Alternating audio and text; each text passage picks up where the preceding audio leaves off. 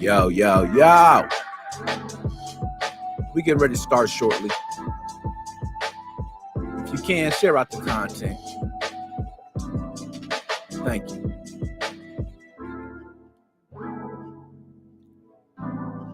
TJC Money, what's poppin'?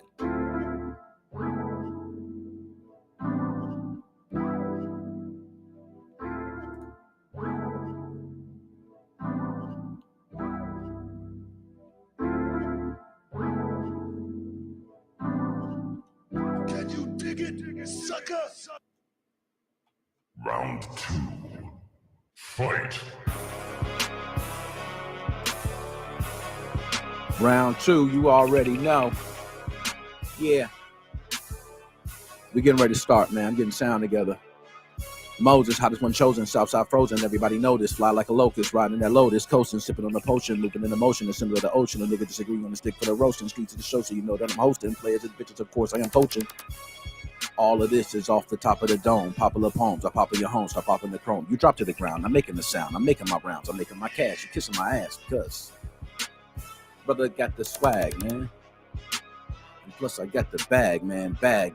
Give me 50 feet before 50 feet. I don't care what you gotta say, man. I really creep. Nick Moses, hottest chosen in these city streets, Chi-Town, where I represent. You better holler. Everybody know I'm making more than a couple dollars. Big time banging. Everybody singing while I'm out here rapping. Fist still scrapping, still going. And yeah, I'm still flowing. The hottest one out here, and everybody know it. And everybody know it. Bruce Leroy with the flow, cause everybody blowing. Come on.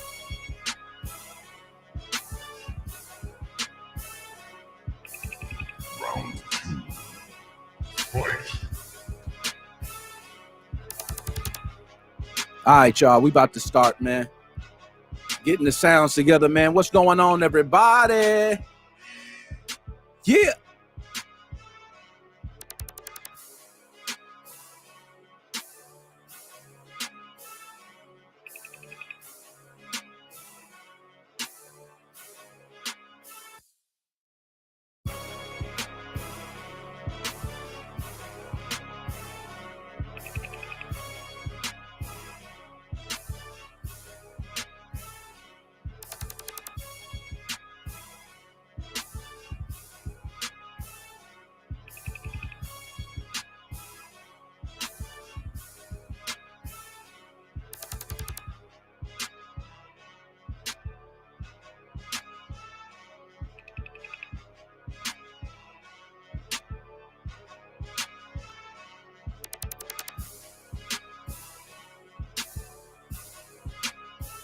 Yo, everybody ready, man? How y'all doing? Let me get the mic right. Let me get the mic right, man.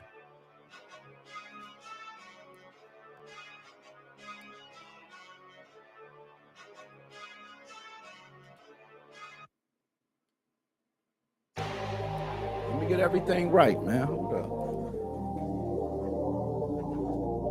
Get the chair right.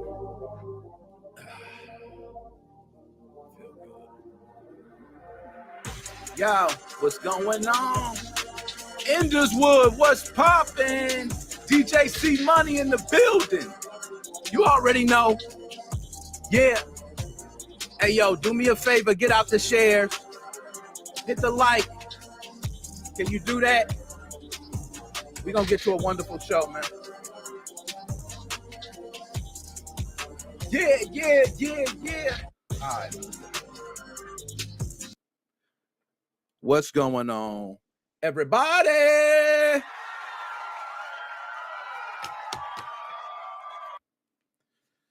It is 10/19/2025. You could be anywhere else in the world. You are here with your boy. It's much appreciated. Dap me up, hairy knuckles and all.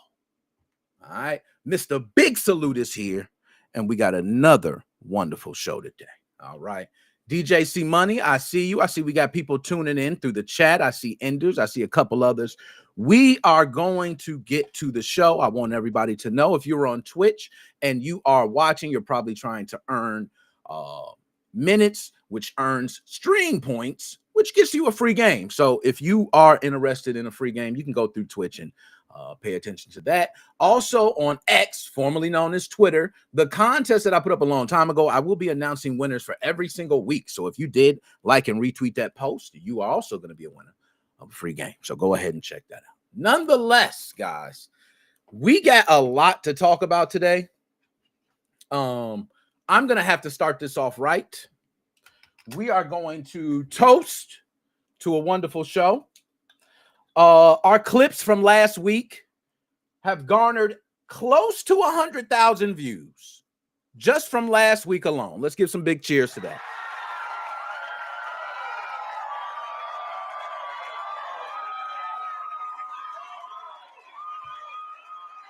That is a big deal.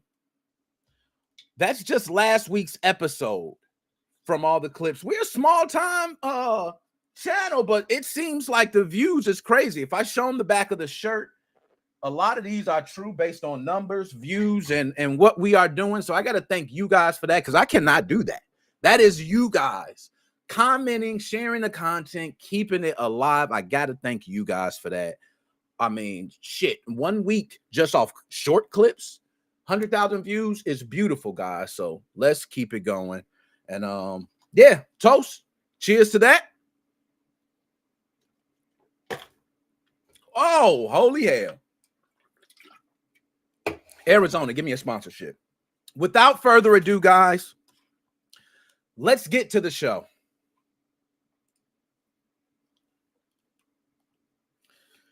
This is the segment where we get very serious. This is Gaming Gone Wild. For those who do not know, you may be new here. Shout out Joshua Drake. Joshua Drake, great to see you. A lot of people from Facebook tuning in as well. My dog, dap me up. Tides and all. Good to see you. A lot of people do not know Gaming Gone Wild. We cover topics related around gaming and crimes, because a lot of people do not cover this. There is no specific channel that covers this. There's no specific, like I haven't found anyone besides right here where you're going to find weekly news around gaming and crimes and the things you may not hear from week to week. Okay. So without further ado, we're going to go ahead and start our first story for Gaming Gone Wild. Woo! Now, TwitchCon 2025 was supposed to celebrate the best in streaming culture, but this year's event took a horrifying turn. Popular streamer and cosplayer Emiru, I think that's how you pronounce it. If anybody, correct me if I'm wrong on that, but I do believe it's Emiru. Okay. So Emiru, with nearly 2 million followers, was assaulted during her meet and greet on day one of the convention in San Diego. The incident has not only left fans outraged, but has reignited serious questions about how Twitch handles creator safety. On Friday, October 17th, during her scheduled fan session, a man crossed multiple barriers, as you can see there, and grabbed Emiru before trying to kiss her. Video footage of the encounter shows her, quickly pushing the man away while her personal security intervenes. Not Twitch's staff. As you can see there, that is her own personal security. The clip went viral within hours, sparking a storm of criticism towards Twitch and the event's security. Now, Twitch has released a public statement condemning the behavior as completely unacceptable, claiming the individual was immediately detained, banned from Twitch, and removed from the premises. But Emiru herself quickly refuted that claim, saying that the man was allowed to walk away and that she only learned of his removal hours later after her manager pressed for action. Adding insult to injury, Emiru says TwitchCon staff laughed and joked afterwards, like, ha ha ha, it's just a crazy fan. And they showed no concern for her well-being. So just so everyone has a timeline of events, that was October 17th of 2025, during the meet and greet, where this gentleman actually went through multiple barriers to try to kiss Emiru. Very big gentleman as well. Moments later, her security jumps in, removes the man, and Twitch staff don't do much. As you can see there, they just kind of sit by and watch. That's a shame. That's a shame. So everybody wants to know, what are the future implications to this? There have already been a lot of talks about people even attending TwitchCon 2025 because of the dangers, and creators feel like they don't have enough safety at these live conventions, particularly women. Twitch has promised to add more security personnel and restrict +1 guest at future meet and greets. Many streamers, including Valkyrie, have publicly questioned whether TwitchCon is even worth attending anymore. Now, we all can say this is definitely TwitchCon security's fault. Whenever you have an event, you need to have security there and to be ready for anything. And you need to treat your guests as if they're your own. Because if someone was assaulting someone on TwitchCon staff, I guarantee the Twitch staff would have intervened a lot faster. I also do not like how, and I'm not one for captain, as they say, captain save a hole. I'm gonna be honest, that's what they say. But I'm one of those people that if you see a woman having something like that happen, you jump in, you do something. And people standing around not doing nothing, shame. All right. Nonetheless, for Emiru, TwitchCon 2025 turned from a dream event to a nightmare.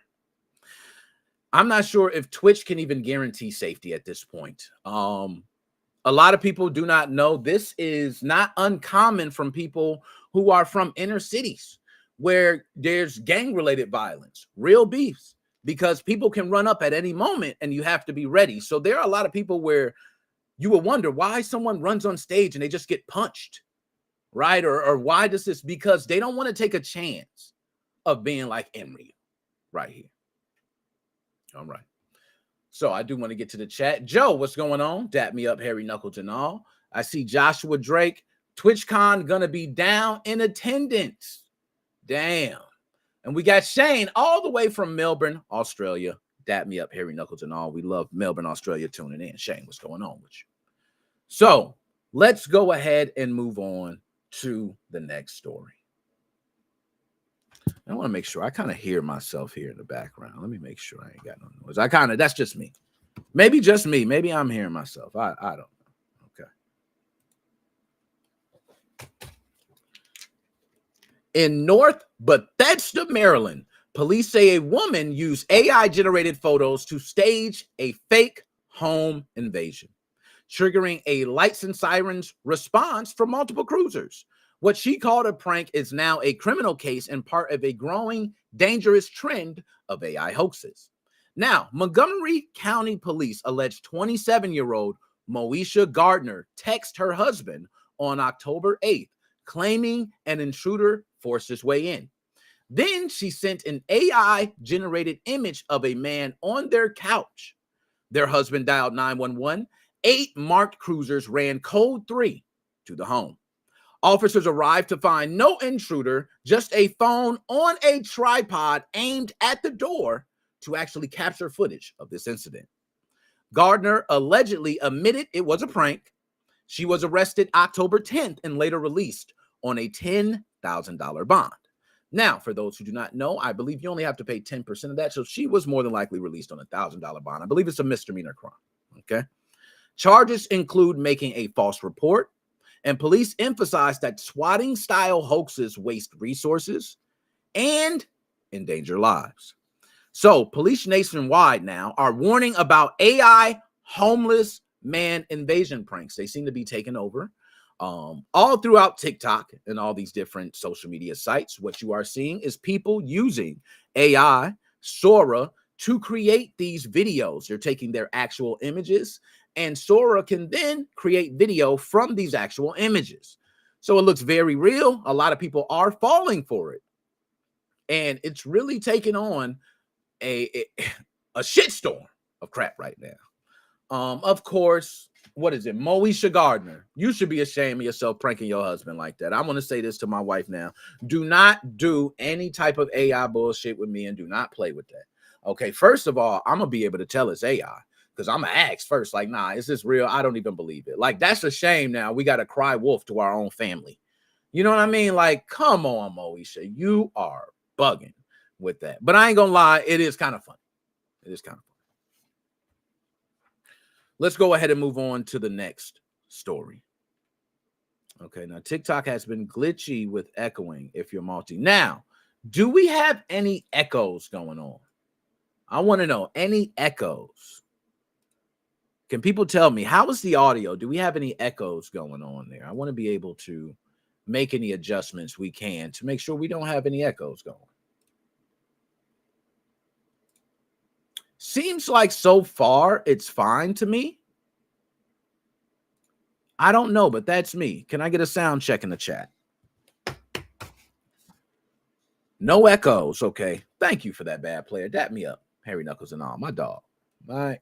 So no echoes. I don't hear any echoes on my back feed either. So not sure. It could be, something else. Not sure. But we're going to go ahead and move on to the next story. So this next story is about a $1 billion illegal online casino ring. I am not making that up. Two people. $1 billion. $1 billion. European authorities have cracked a massive illegal online gambling network that investigators say pushed nearly $1 billion in bets over 5 years and laundered cash through cross-border channels. Two suspects are now in pre-trial detention in France. According to Eurojust, complaints from players who couldn't withdraw their winnings tipped off French authorities. A joint investigation spanning France, Cyprus, Malta, the Netherlands, Czechia, and Lithuania traced the scheme to multiple unlicensed casinos, and of course, it's targeting mostly French players. That's a shame. With over $100 million in fund transfers tracked between 2022 and 2025 alone. There were asset freezes, coordinated searches followed. A lot of things were going on, but nonetheless, the end result were two men charged with organizing prohibited gambling, operating as part of an organized gang, illegal online gaming, and money laundering. Names of the sites were not disclosed in the official release, but several trade outlets reported the network included brands like Cresus Casino and related skins. But those details come from industry reporting, not the actual Eurojust press note. Just want to make sure I state that there. So for the past 5 years, I just want people to know unlicensed casinos have been operating more and more at scale, and it just continues to grow. There are people looking even now as sports betting is increasing, and you're being taxed in certain states. Illinois, I can testify. Now, if you place a bet, you are taxed per each individual bet. So it hurts the people who are betting 15 cents. 50 cents, 25 cents, because you want to place these astronomical numbers. But guess what? When you have to pay a tax of 50 cents per transaction, it defeats the whole purpose. So they're finding ways around this, and they're using unlicensed casinos or casinos from other countries. This is something that I guarantee will be addressed as years, pass. It's just because it's new and unregulated. So, without further ado, I do want to say a lot of this was built strictly on illegal money for these guys. Like all these are built on illegal money, and you start getting fabulous buildings where they could actually hire employees, and now they have an 800 number. It is very disgusting how big these online casinos have grown. And if you are a person that gambles on an online casino, let me know. How does it work? But I know this wound up becoming a big topic because people could not withdraw their winnings. And it becomes a problem when you go to a bank and you can't take out your money, or when you go anywhere and you cannot withdraw funds that are rightfully yours. It is a real problem. And that's where unlicensed casinos can be a threat to you. All right. So let's go. Never know. Dang, they got the scheme in full effect. Not gonna lie, that scheme is in full effect, and I almost find it hard to stop. They got these two individuals. I don't know if more individuals were involved, but it is sickening to know that two individuals made over $1 billion, bro.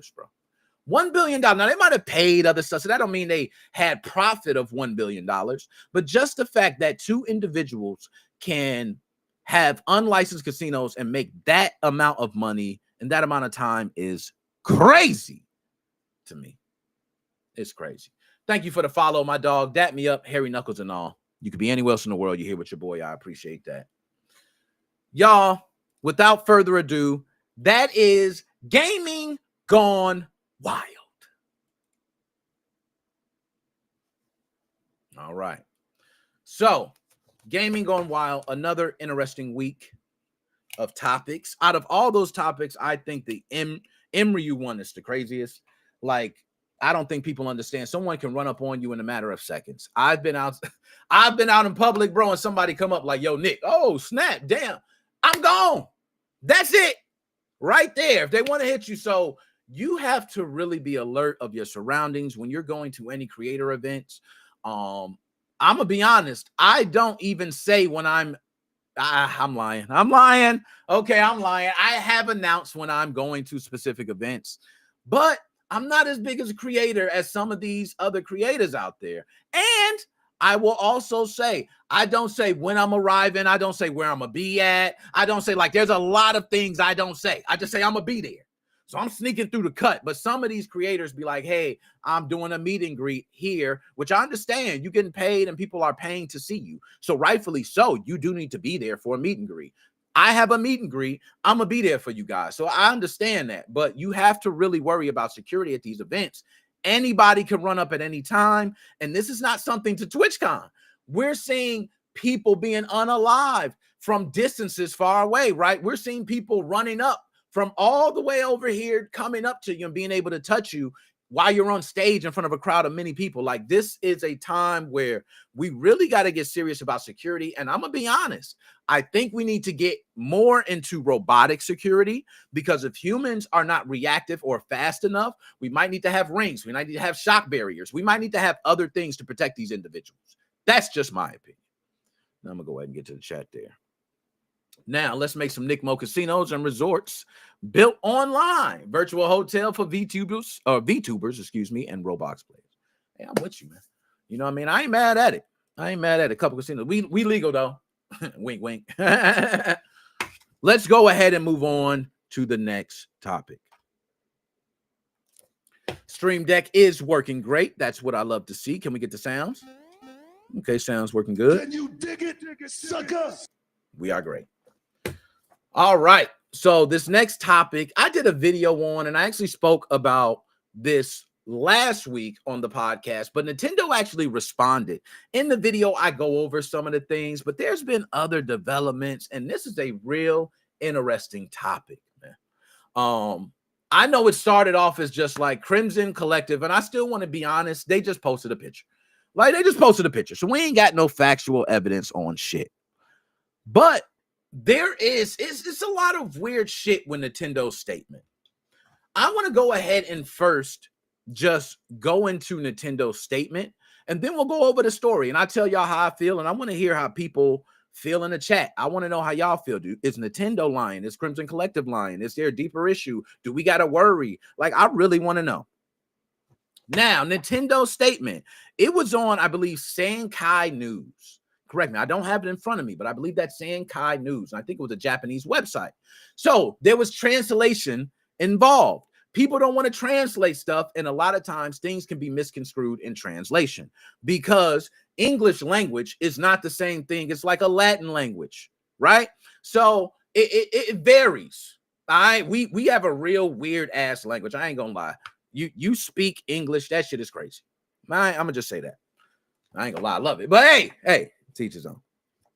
So Nintendo's statement was exactly this. We have not confirmed any leak of personal information, and there has been no leak of development or business information. I want to repeat that. We have not confirmed any leak of personal information, and there has been no leak of development or business information. They have stated. They have not confirmed. Just because you have not confirmed something doesn't mean it hasn't happened. Let's be honest with that, everybody. That's why the wording is fine. They haven't confirmed. We don't know what the hell might be happening. They might have had everything accessed. That's what I read. The next part, right after the comma. This is right after the comma. And there has been no leak of development or business information. There has been no leak. Just because they haven't leaked it doesn't mean it ain't out there. This wording is very weird to me. There's no urgency in the statement. They're blowing Crimson Collective off. Now, I understand you probably have an ongoing investigation. I understand if I'm doing an ongoing investigation, it's playing chess. I'm not letting you know what's happening. But I'm sorry, man. We got a Nintendo. Come on. I don't know. At first, I was like Crimson Collective wolfing. They selling wolf tickets. But Red Hat had a breach, and Red Hat reported. I think it's real with Red Hat because it was reported. I believe they went to the authorities. Nintendo. And you ain't say it was Crimson Collective. We have not confirmed any. You ain't even say it was Crimson Collective. And actually, I'm not going to lie, Crimson Collective could be taking responsibility for some shit. They could just be taking responsibility for it. Now, let's get to the story. I ain't mean to school now. I got to go ahead and get some more info out there. We're going to talk more. All right, I'm going to bring some others in, but we got to talk. Okay, hold on. Let me get to it. I told y'all this is a hot and spicy one. So, late last week, hacker group Crimson Collective claimed to have breached Nintendo's systems. Reports suggest some external servers that display Nintendo's logos were impacted. Nintendo issued an official statement saying, "We have not confirmed any leak of personal information, and there has been no leak of development or business information." The timing is very curious because just days after major leaks tied to Game Freak and the Pokemon franchise happens. Nintendo claims this incident is separate and should be contained. That's what they're claiming. Now, there's a lot to unpack here, okay? And we're going to slow roll this because I want y'all to slow roll with me.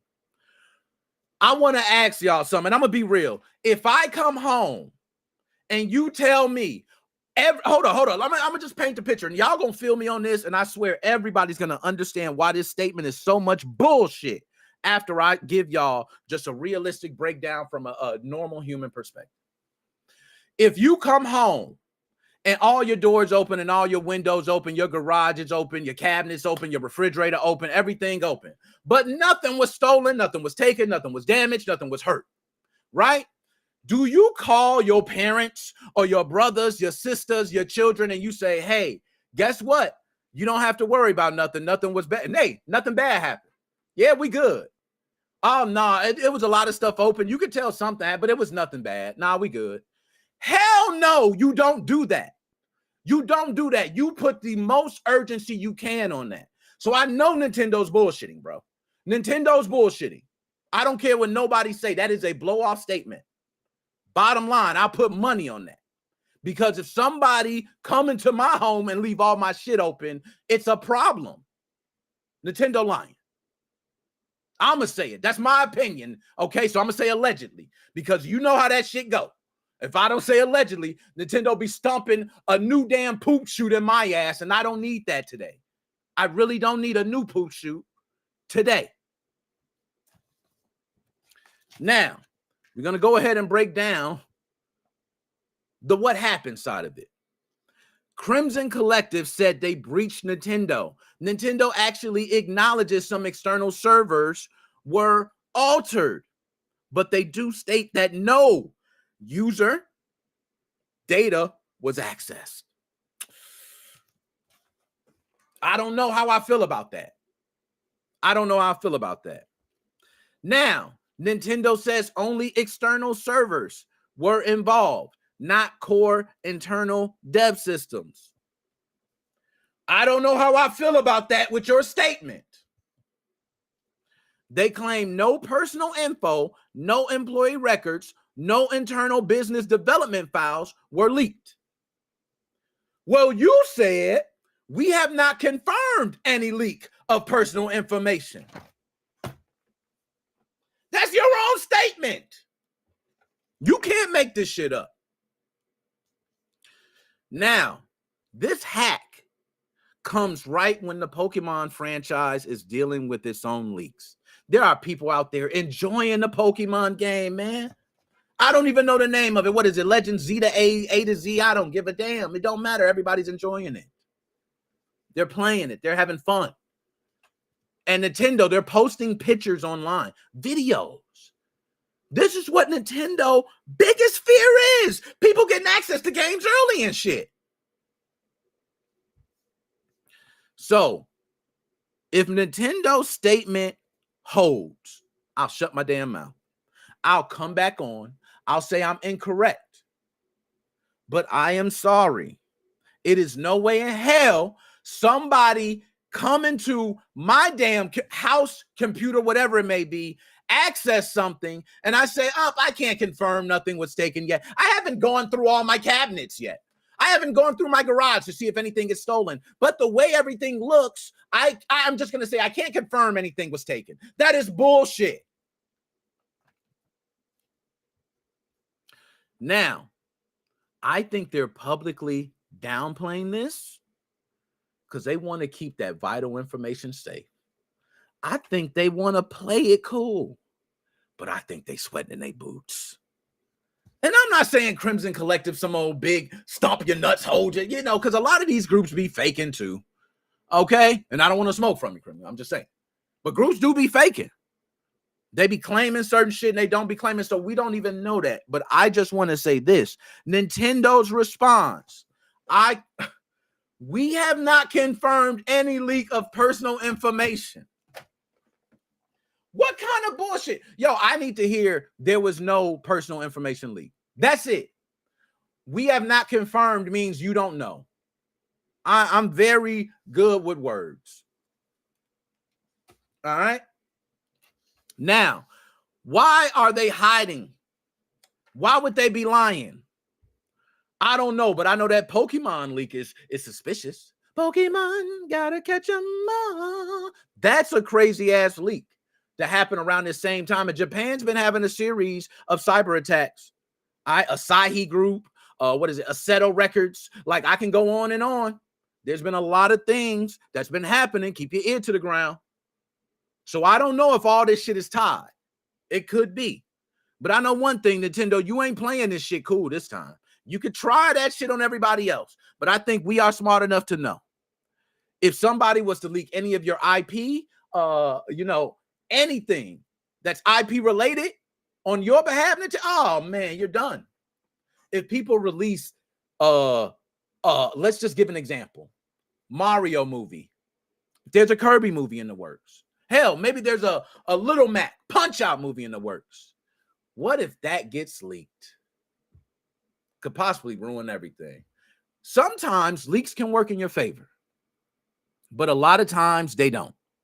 They ruin an experience. People take that experience and go, hey, I don't need to see a full experience, or I know what I'm going to get. Nintendo's got a lot to worry about.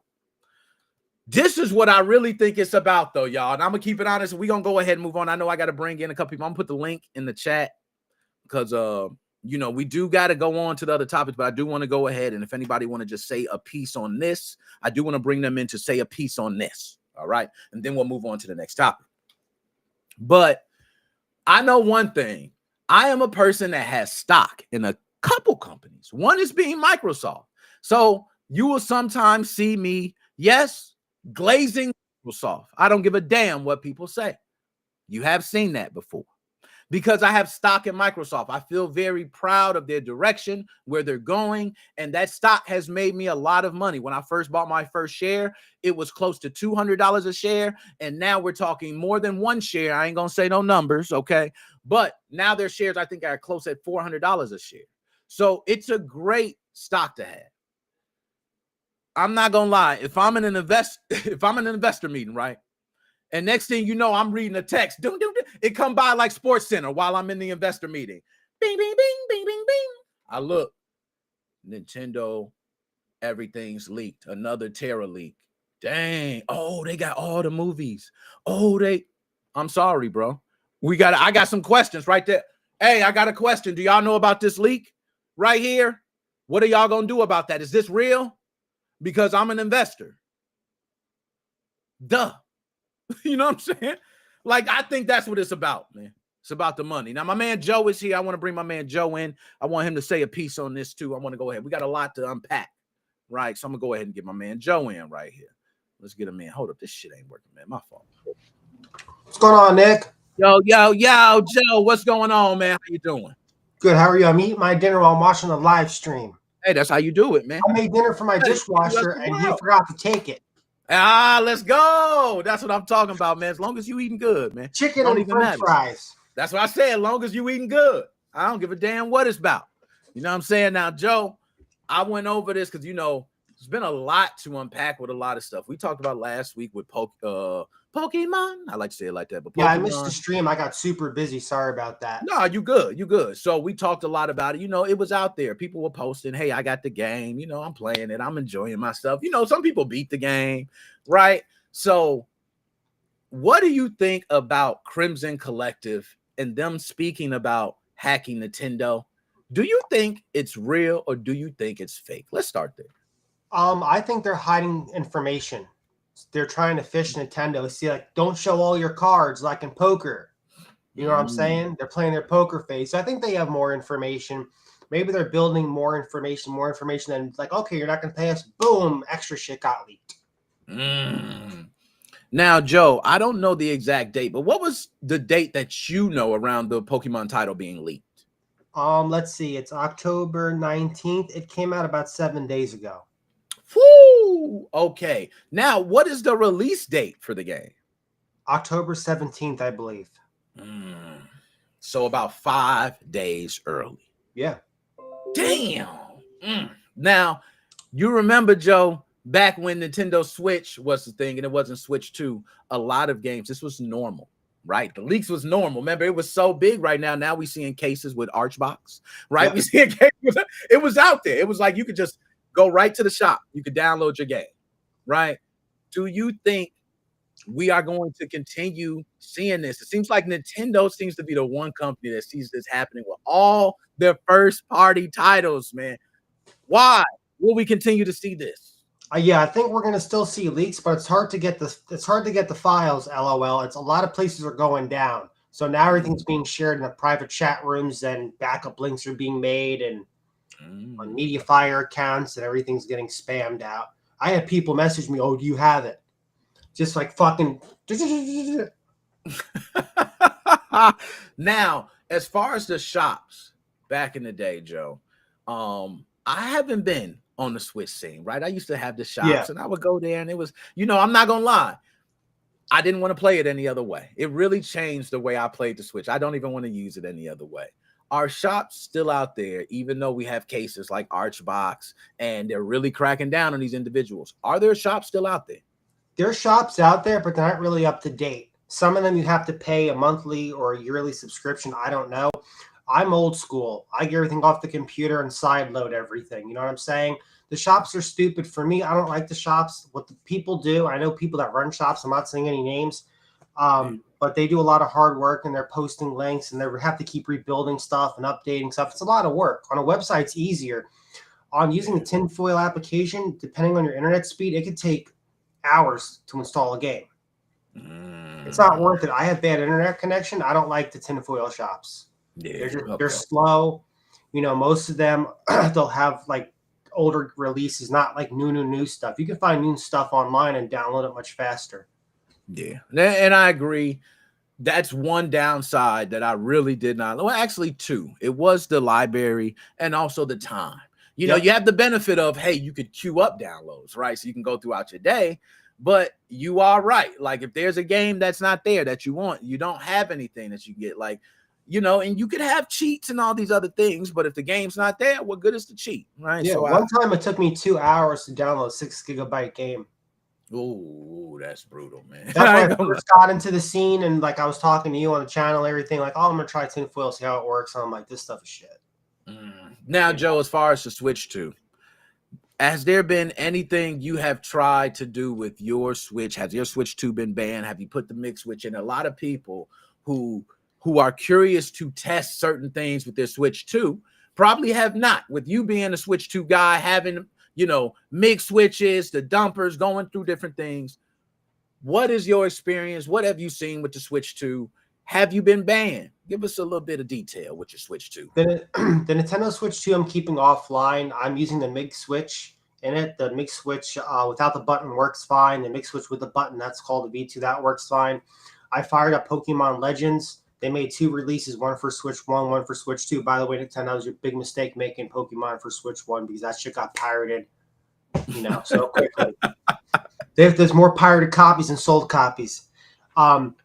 Yeah, right now I'm keeping the system offline. It's on 20. I think it's 20.1.0.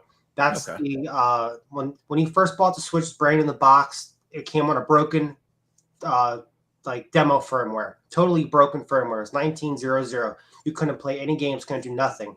I went to the first update, turned it offline because I needed to do that so the Switch was functional. It's basically locked out. Not lying to you. You couldn't do anything with it. That's like, why would you sell something like that? Yeah, so they pretty much sold it as you cannot use until you apply a day 1 update. Yeah, so that's fine. So I updated it, kept it offline. I've been using it. Works great for MIG Switch games. They load really quickly. You can see it's a night and day difference between using the Nintendo Switch 2 and the Switch 1 playing a Pokemon Legend dump. Just one-to-one dump. It's night and day. It looks really great on the Switch 2. On the Switch 1, it kind of looks like a lower port of a Dreamcast game. Damn. I'm not into graphics. I'm like you. I came from old school generation. I play games for games. But the Pokemon Legends is getting so much shit on it just because the gameplay looks horrible. It The is. characters are moving their mouth, but there's no audio coming out. Like when you play a game, you're expecting them to say something. And it's like, well, spit it out. I've heard about this, man. I've heard a lot of people talking about like why people spend absurd amount of money to get everything Pokemon related when you get games like this, right? Yeah. And it's like, hey, I'm a Call of Duty guy. I can't complain. You know what I mean? I know. The game's a lot of fun. I'm familiar with Generation 1, 2, and 3. That's it. Like the new stuff, I don't know any of these new Pokemon. I have no idea what they are. But the game's fun. I don't care about the graphics, but a lot of people are very upset about the graphics and the gameplay. When you're playing on a Switch 1, you can see it populate. So if you're back here and you're like in a town, you can see the trees like actually looks like someone's building the game. Damn, that's bad. Minecraft style. Yeah. Yo, Joe, without further ado, I'm gonna still have you if you want to stay there. I'm gonna bring it towards the end. Sure. Like I said, we're gonna go through the other topics. So then we go, choose your fate. We got a Halloween one. Definitely. So everybody it's just another Halloween theme one. So I think you do it. But Joe, my dog as always, I mess with you, my dude. All right, y'all. We're gonna go ahead and move on to next. Now, my dog has earned Street Outlaws 2. Winner takes all. Congratulations, man. That's the watching you. For those who do not know, you could just earn through Twitch, right? I will go ahead and get you a game. I think everybody should have their game now besides anyone redeeming games now, all right? So congratulations, all right? Nonetheless, let's go ahead and move on now to the next topic. We got to keep the algorithming. Now, for those who do not know, I mentioned this, how we garnered last week. I think it's pretty much 100,000 views. If I probably look now, it's 100,000 views in short clips. We put up a lot of clips last week, but through all the platforms, if you count up all the views, 100,000 views to be a small time platform. Our clips continue to grow. This most recent one, I was a little teed off. And I think I'm going to have to take a shot because Battlefield guys, y'all going to hear a little bit from me. And then you know what? I'm going to do this. I'm going to do this. I'm actually going to pull up the comments. I'm going to show what was said about me. We had one clip specifically that had over hundreds of comments. It was absurd how I was being roasted, how I was being talked about, how people disagreed with me. I found it despicable, disgusting. I usually would hit them with the bow, the left uppercut, but I did not do that. I instead said, I'm going to give them their shine today. We are going to look at it together. And I have not read all these comments because after you start reading comments about yourself being trash, you could care less. I'm one of the guys that I walk into the arena, boo, boo, boo, give me that shit. I don't care. You know what I'm saying? You fueling me. But let's go ahead and pull up comments of some. I'm not gonna lie, I'm kind of embarrassed, y'all. I don't even know if I should show this, but we're gonna go ahead and pull it up. What the hell? I gotta be honest. I told them I was gonna give them their shine. Told them I was gonna do it. I could pull up YouTube, TikTok, Twitter, or Instagram, any one of them, and show the comments. But we're gonna do Instagram. I think YouTube, y'all didn't hit me hard enough. I'm gonna play some YouTube ones too. I'm not gonna lie, but YouTube hit me kind of hard. Instagram, bro. I don't know what y'all got going on Instagram. Y'all need to check your feelings at the door, bro. You know what I'm saying? I'm just being honest. I was too real. I think so. So let's go ahead and we'll pull it up now. I got it on screen and I want to make sure we can hear it. Okay, as well. Because I want to play my clip for context. All right. So right now it's muted. Let's share the screen so everyone should be able to see the same thing. All right. All right, there we go. Now we got already have not got to the comments, but we're going to go through these comments and we're going to talk. First of all, I did have a typo. I meant to put COD streamer and I had a typo right there. That's crazy. That's crazy for me. I'll take that one. I'll take that one. No problem. Okay. But we're going to go ahead and first hear what I had to say. And y'all think y'all just get some big nuts and walk all over us. It's not happening, bro. Black Ops 7 is the real. I'm going to refresh it so we can hear it from the beginning. Okay. We got to hear it from the beginning. Oh, come on, man. Why does it not? My fault, y'all. This is what happened, PC. I got a lot going on. Y'all see the messages going. Okay, here we go. Now, where's the mute? Here it is. All right. We just going to play it. I'm going to let it rock. And y'all think y'all just get some big nuts and walk all over us. It's not happening, bro. Black Ops 7 is the real deal, man. Stop playing. I ain't even buy Battlefield 6. No, I tried the beta. It's fire. I'm going to give it a, yeah, it's fire, bro. It's fire. I played it. It's super fire. Yes. Oh my God. Yes, it's fire. Who cares? Black Ops 7 is what y'all need to be talking about. Why are y'all not talking about Black Ops 7 everything? Like Battlefield 6, let them play. You know, they have concurrent player counts and all that. Who cares? Black Ops 7, it's time. Put down the Battlefield. Put down anything. If you're playing Delta Arena, I don't care what you're playing. Delta Arena. We don't care what the hell it's called. Put it down. Black Ops 7 season. Battlefield 6 comes along. My fault. I muted the mic. My fault. Everybody got to hear it. Okay? You got to hear it. 58 likes, but 107 comments. First of all, you Battlefield fans disgust me. Okay? You Battlefield fans disgust me. All right. Y'all could really talk, but can't hit me with the like. Don't hit me with the like. Don't hate. Just hit me with the like then. I let you roast me. Hit me with the like. That's the least you could do. You walking in the door to roast me, hit the like. That's the least you could have did. It's all good. It's all good. Let's get to the comments. So, Flint Bannon. Let's start with you. I ain't going to go through all these comments. We're going to make it fast. Okay, my dude. All right. Why not both? Because I don't want to. Done. You see how simple that was? I don't want to. I can play both. Battlefield, yeah, fire. I already said that. Gave y'all props. I don't want to. Now what? Yeah, they're both good. Yeah, I can play both. I don't want to. Done with you. Okay? Prez 11.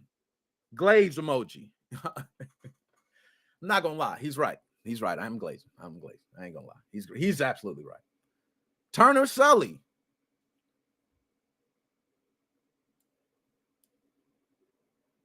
I don't know what the hell. Turner Sully, it took too long. I don't know what you're getting to. 100 likes.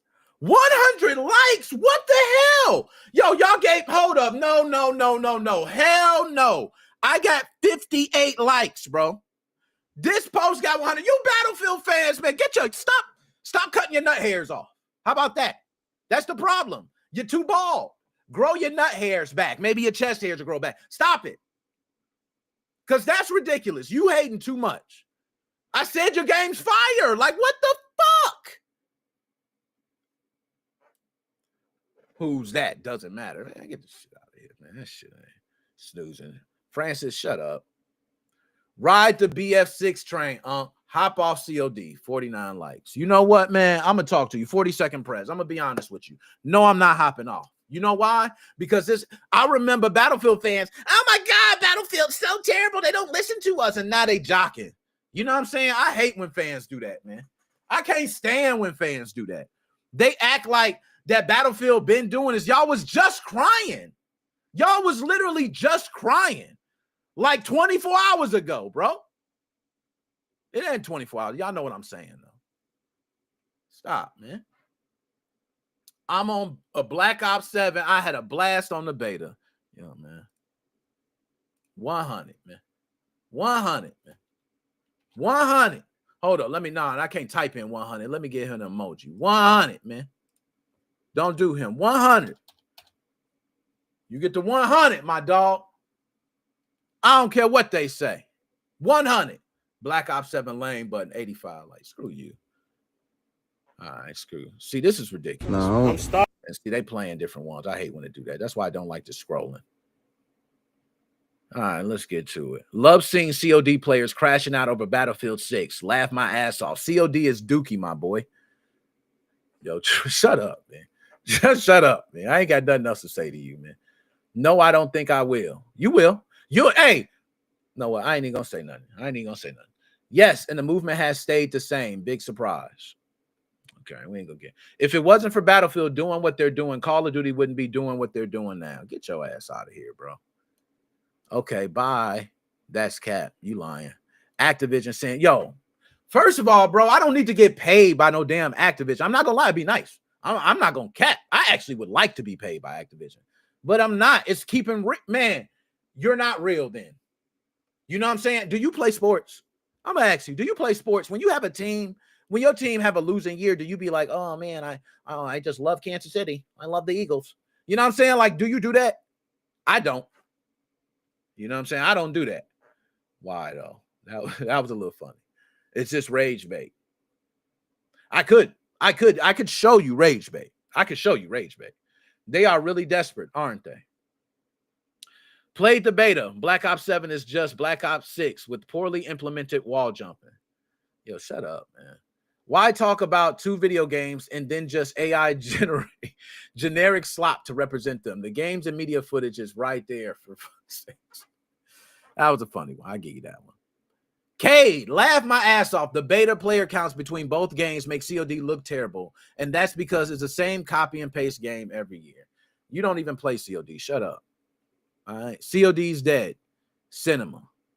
Battlefield. I don't even care. What's this? They ain't got nothing, man. All these 700,000 plus all-time peak concurrent players on PC alone. COD's didn't even peak past 550,000. Who cares, bro? Nobody cares. We still, when the game comes out, I guarantee you the damn campaign be better, multiplayer and all that shit be better. Damn, we don't care. We really don't. Wonder how much they paying. Yo, why do people keep thinking I'm getting paid?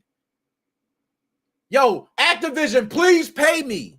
Please. People think I'm getting paid. Please pay me so I could at least be getting roasted for money. I'm not even getting paid, and I'm getting roasted, and they're saying I'm getting paid. Activision, you see how many comments? I guarantee this shit was on your radar. Can y'all Activision? Shit, I need some money, man. Black Ops 7 looks awful. Battlefield 6 gives players what they want. Yeah, a dick and ass. Battle Babies going on every Call of Duty post and mentioning Battlefield. Talk to him, man. Talk to him. See now, go on, hit you with the like, dog. Go on, hit you with the like, dog. He's only crashing out this bad because he knows he's going to lose lots of viewers. Yo, that man said it like I'm a #1 Call of Duty streamer, bro. That man said that shit like I'm like I'm playing esports. Mother, I just play the game. God damn it. I'm not on the esports. I'm not losing viewers. Trust me. People don't tune in because I'm #1 on Call of Duty. They tune in because we the family. We keep it real here. Everybody family. We honest with each other, bro. And we all crazy as shit. We like to talk. All right. That's why we don't tune. That was funny, though. I like that.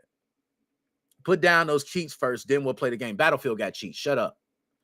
All right. Hey, man, just because you get in the bag, respectfully. Yo, Activision, pay me, bro. Please pay me. being this excited to play against cheaters in the Cat Stop calling the Cat Cafe, bro. For real. Don't call it Cat Cafe, bro. Don't do that. I canceled Black Ops 7 because, yo, hold up. I'm putting you on big. Yo, my man right here, Hayden Bell 97. I want y'all to take a look at this profile. Oh, man, look at that. That's why you, oh, my goodness.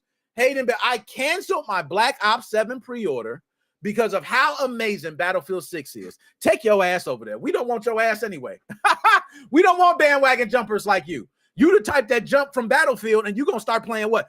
Some other shit will come out. Fragpunk 2. Overwatch 3, you'll be over there. Yo, he think we want him. Yo, we represent loyalists, bro. We don't want you, man. Bye, Hayden. Bye, man. Hey, Battlefield, enjoy that guy, man. He's the guy when y'all out there fighting, he in the back talking about, I'm getting some ammo for you. Get that guy out of here, man. All right. Just want to see Warzone get shut down. What ruined Call of Duty for the most part. Been a Call of Duty player for a long time, but Battlefield knocked this one out the park. Only reason I play Black Ops 7 is just for the zombies. Now, my man got an honest one right here. I'm going to be honest. This is actually a good comment. Mike674, thank you. This is a good breakdown. I ain't even mad at this one because I do believe Warzone had a little damage to what people think of Call of Duty. What they think, because Warzone's fire. All right, but what they think of Call of Duty. I do believe it degraded the brand a little bit. All right, and I'm with him on that. Battlefield did knock this out the park. Y'all see, I never hated on Battlefield. Now, I'm going to break down the latest news on Battlefield, but I never hated on Battlefield. I kept y'all cool. All right, I'm just saying, I ain't do that. I could have. I really could have. I'm about to. I'm about to, but I could have did that before. Black Ops 7 was cool. And go, well, I mean, we have the player base more than what they have for the beta. And not to mention, a lot of other Call of Duty players seem to be jumping ship to play Battlefield. So they're cock glazers. You know what I'm saying? Let them go. We don't want them. I keep telling people that. We don't, if anybody who jumps ship is not loyal, I don't want your fake ass. Bounce. Be gone. Poof. You know what I'm saying? Enough of that, man. That's enough. I'm not going to go through all these comments. I told y'all that's enough. That's enough, bro. That's just Instagram. I want y'all to know that is just Instagram. That one clip, about 10,000 views. Hundreds of comments. I'm not going through that. But I'm just here to say, Battlefield guys, y'all got your shine. Now, let's get to some real news about Battlefield 6 and Call of Duty. We're going to get to some real, actual stuff. For anybody that loves first-person shooters and loves Battlefield 6 or loves Call of Duty, let's keep it real. Let's talk the facts. All right? Let's not even bullshit. Let's keep it real. All right? Right now, this is the latest news that's going on with Battlefield 6. Currently, this ain't no shit from like 2 months ago when they was talking about beta shit. This ain't nothing. This is all current shit. All right? Now, I want y'all to know Camille just roasted y'all. Instagram just an odd platform. My dog roasted y'all, man. You know what I'm saying? I rock with Instagram. I ain't gonna hate on him, Camille. I ain't gonna lie. I ain't gonna hate on him like that because I do rock with Instagram. But I'm just saying, though. You know what I'm saying? That was kind of crazy how they went at me like that, but it's all good. I had a couple rock with me. You know what I'm saying? And you got to take the heat. I feel like I could take the heat. They gave it to me, man. All right, but I feel you. Instagram gave it to me, man. Facebook gave it to me, too. Raw with no Vaseline. And I could tell you, YouTube gave it to me too. They ain't only ones. Like a couple people gave it to me, bro. And I ain't even giving no pause. It was hurting. I was in my feelings. You know what I'm saying? But I ate that. Now, Battlefield 6 is right now having a Cronus Zen ban wave chatter. Yes. Guess what? Y'all know the Cronus Zen. Everybody knows that. People know USB device. It's an adapter. Lets you script, recoil control, aim tweaks, and macro tricks. Now, you see many people doing screenshots, flying around, okay? EA hasn't done shit. They haven't even posted any hard numbers of how many people were banned. Call of Duty, they do. They post numbers of people they banned. I just want to say, EA hasn't. It's not to say your game ain't great. But I know they haven't really locked down cheaters. Now, that's something Call of Duty deals with, too. So I'm not going to crucify Battlefield 6. Like, those are both franchises are dealing with cheaters. Cheaters kiss my ass. You should only be cheating on your single-player games, okay? By yourself in your own world. Do what you want to do. Don't ruin it for everybody. That's lame as shit. All right, that's lame as shit. And that's hey, for Call of Duty loyalists, we do not play that shit. We'll damn near Macho Man elbow drop your ass off the top ropes. You come in our matches cheating and shit. We don't rock with that. That's for real, for real. All right. Now, Nate Mo always loved COD over Battlefield 6. Man, go on ahead, man. Give him the wolf pack, man. Give him the wolf pack, man. Give him the wolf pack. What are y'all doing, man? We got real loyalists in here, man. We got real loyalists in here, man. All right. Now, that's what's going on with Battlefield as far as the cheating with the Chronics in. But I ain't going to lie. Call of Duty deals with cheaters too. So I'm not going to flame you for that. Right. Now, one thing that I found hilarious with Battlefield is that after you beat they weak ass 9-story mission, my fault. I shouldn't have did that. Let me do that again. After you beat their 9-story mission, Battlefield 6 pops up with a prompt letting you uninstall the campaign. Like it pops up a prompt. It's like, hey, you finished this trash ass shit. You might as well delete it now. You cool with that? And you post it. It's already on okay. You just hit the X. Delete that shit. So that's what's happening with Battlefield. Call of Duty, our campaign is so great, we would never do that. Okay? Because we know you want to replay a campaign for Call of Duty. That's what we know. You know what I'm saying? I'm sorry, guys. My fault. I shouldn't have did that. Battlefield's a great ass game, though. I'm not even gonna hate this fire. Even when I play it, I'm not gonna lie. I'm be like, damn, this shit fire, bro. So I'm not hating like that. All right. There's been a data mine of information for Battlefield 6, and guess what they found? There is going to be naval warfare, which that I'm not gonna lie. It's pretty fire. It's pretty fire. I'm gonna lie. I'll give it to you, Battlefield. That's pretty fire, man. I couldn't even hate. Just then I'm like, oh snap, Battlefield with the hey boys. But I ain't gonna get happy for y'all, man. Anyways, there's been reference to jet skis and ribs, RHIBs, okay, hinting that water combat is an active development, and if it lands, you can expect maps with real water lanes and objective flow built around boats. I'm not gonna lie, that's pretty fire. If you're doing warfare, somebody got a boat posted up, and if you got, oh my goodness, I'm not gonna lie. Let me shut up. I ain't even talk about that. Let's move on. Bloom and ghost bullets. Devs confirm multiple issues. There's been over-aggressive bloom in certain cases. Now, there's also been a separate ghost bullet bug where it showed hits and blood, but no damage. That's in multiple games. Everybody deals with bugs. Call of Duty had that shit too. So, excuse me. But I'm not going to crucify Battlefield for that. But nonetheless, hotfix went out fixing that.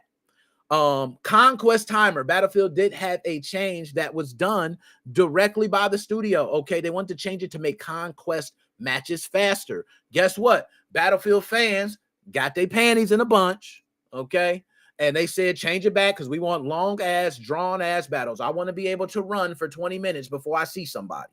Call of Duty, we don't want that. We want to get right to action. Okay, I'm sorry. But we don't want to run for 20 minutes to get shot down and run for 20 minutes again. We don't like that. So I think they tried to switch it up to get you more in tune what's going on. But it's cool. Y'all got it back. They put you back to your long, drawn-out matches. All right? And I ain't gonna lie. It's fire. Battlefield's fire. All right? I keep saying that. There's been community servers filled up with XP farm lobbies, grinding bots, which triggered global game quota exceeded for people who were trying to play legit custom games.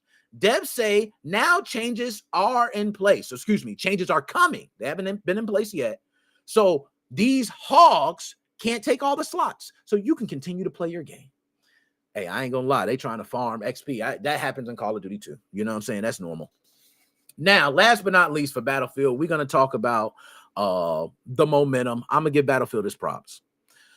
7 million copies in 5 days. That's what they're saying. Okay, in 5 days. I don't know about that. That's what they're, that's some bullshit. I ain't even lying. We're going to finish that. That's bullshit, bro. That's bullshit. All right, now we're going to get to Call of Duty, and then we got to get to the next topic because I'm telling you, it's a hot-ass show today.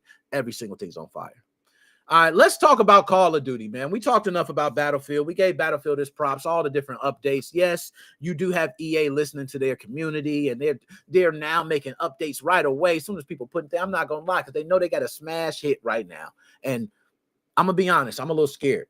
Man. They on our ass, bro. Battlefield on our ass. But let's continue. So, Battlefield boss and original COD co-creator Vince Zampella says COD exists because EA were dicks, exact words, referencing how Infinity Ward split from Medal of Honor and how everything started with Call of Duty. And they're saying Call of Duty is now facing that same fate with Battlefield. And you're starting to see that. I don't know how true that is, but we do have my man Vince Zampella kind of, hinting at that. Okay. Change your tone, Vince.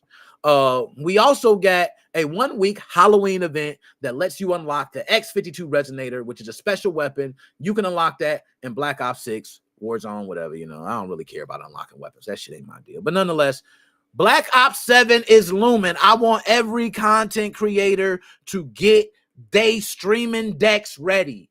I want everything to be in tune. You can expect teasers from everybody, challenges on Twitch. You're going to see drops. Man, I'm telling you, Call of Duty marketing is about to hit, and people are going to forget about Battlefield. Watch. Okay? I'm going to say the most important news out of all of this, and this was actually hurting for Call of Duty, and a lot of Call of Duty loyalists were hurt hearing this. Former COD lead Glenn Schofield says he's immensely worried about the series under Microsoft and hasn't loved the recent entries. And he said the brand's engagement is proving it's still the Friday night default for millions, and eventually that could change. Glenn, watch your mouth, my dog. Watch your mouth. You hurting the franchise saying that. What you need to do is end that sentence with, but I see they're going in the right direction. Like, you got to put some shit positive on that. Don't hurt us, man. Because that shit would have hurt us bad. You know what I'm saying? Without further ado, we done, man. I'm not even going to talk about Battlefield, Call of Duty no more, man. We're going to go ahead and move on. Let's just get Call of Duty's the shit. Battlefield's not. All right. I mean, no, I'm lying. I'm capping. Battlefield is fire too. If anybody has played Battlefield 6, enjoy. The game's fire. I do love a lot of the mechanics. I've seen a couple of the memes going out there. Battlefield 6 is a fire ass game. Go ahead and play it. But let's be honest with ourselves. The campaign for multiplayer will be better. They'll probably have some Black Ops 7 special missions. We're going to have zombies. They're going to throw the works at your ass. And Battlefield 6 will be forgotten when they spend the bazillions of dollars on marketing, because that's what happens with Call of Duty. So everybody, mark my words. Here we come, y'all. Here we come. And if we suck, I'll come out here and I'll be the first one, y'all. We lost.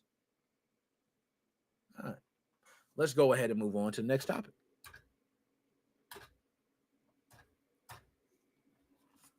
Now, Nate Mo. Let's go ahead. I want to get to a couple comments. EA too busy worried about the new FIFA game. I'm not going to lie, that FIFA game going to make a lot of dollars for them, man. FIFA rakes in the big doneros. You know what I'm saying? Yo, Camille, Wolfpack, you already know. Woo! Bing, bing, bing, ding, ding, ding. Hey, Wolfpack. A lot of people don't know about the Wolfpack, man. All right. And Macho Man Randy Savage, man. One of the nastiest elbows ever, bro. I mean, when you got elbow drop, you might as well say, I don't care how much cushioning you put under that elbow. Bloody nose. You know what I'm saying? Shout out. You know what I'm saying? I think it's rest in peace. I think Macho Man passed away too, I believe. So rest in peace. You know what I mean?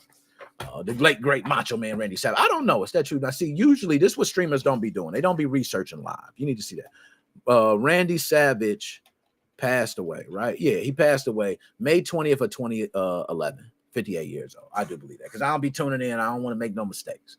But I do remember him passing away. Y'all, without further ado, this segment garnered the second most. I don't know. It was a toss-up. Like, we had a lot of different views last week from the clips. But this is Dude, I Got the Munchies. Y'all already know what we do. We talk about the latest and greatest in food, man. As everybody know, if you playing and gaming, you eating. That's just as simple as that. It ain't no other miss. Yo, how many times you gaming and you got your snacks right there? How many times you trying to keep the Cheeto fingers off your controller by rubbing them on your jeans? Now your jeans got the little Cheeto orange right by the lap area. You know what I'm saying? Like, we all been there. You know, you eating something, you like, damn, I can't eat it like I want to. That's barbecue chicken. I got to wait till I finish. You know, have you ever left it at the pause screen and just start eating your chicken and wait till you finish the whole entire meal? You like watch the pause screen like it's a menu. You know what I'm saying? Oh, excuse me, like it's a movie or some shit. Like, I've done that. All right, I've done that. So, without further ado, this is Dude, I Got the Munchies. So our first one comes from McDonald's Japan.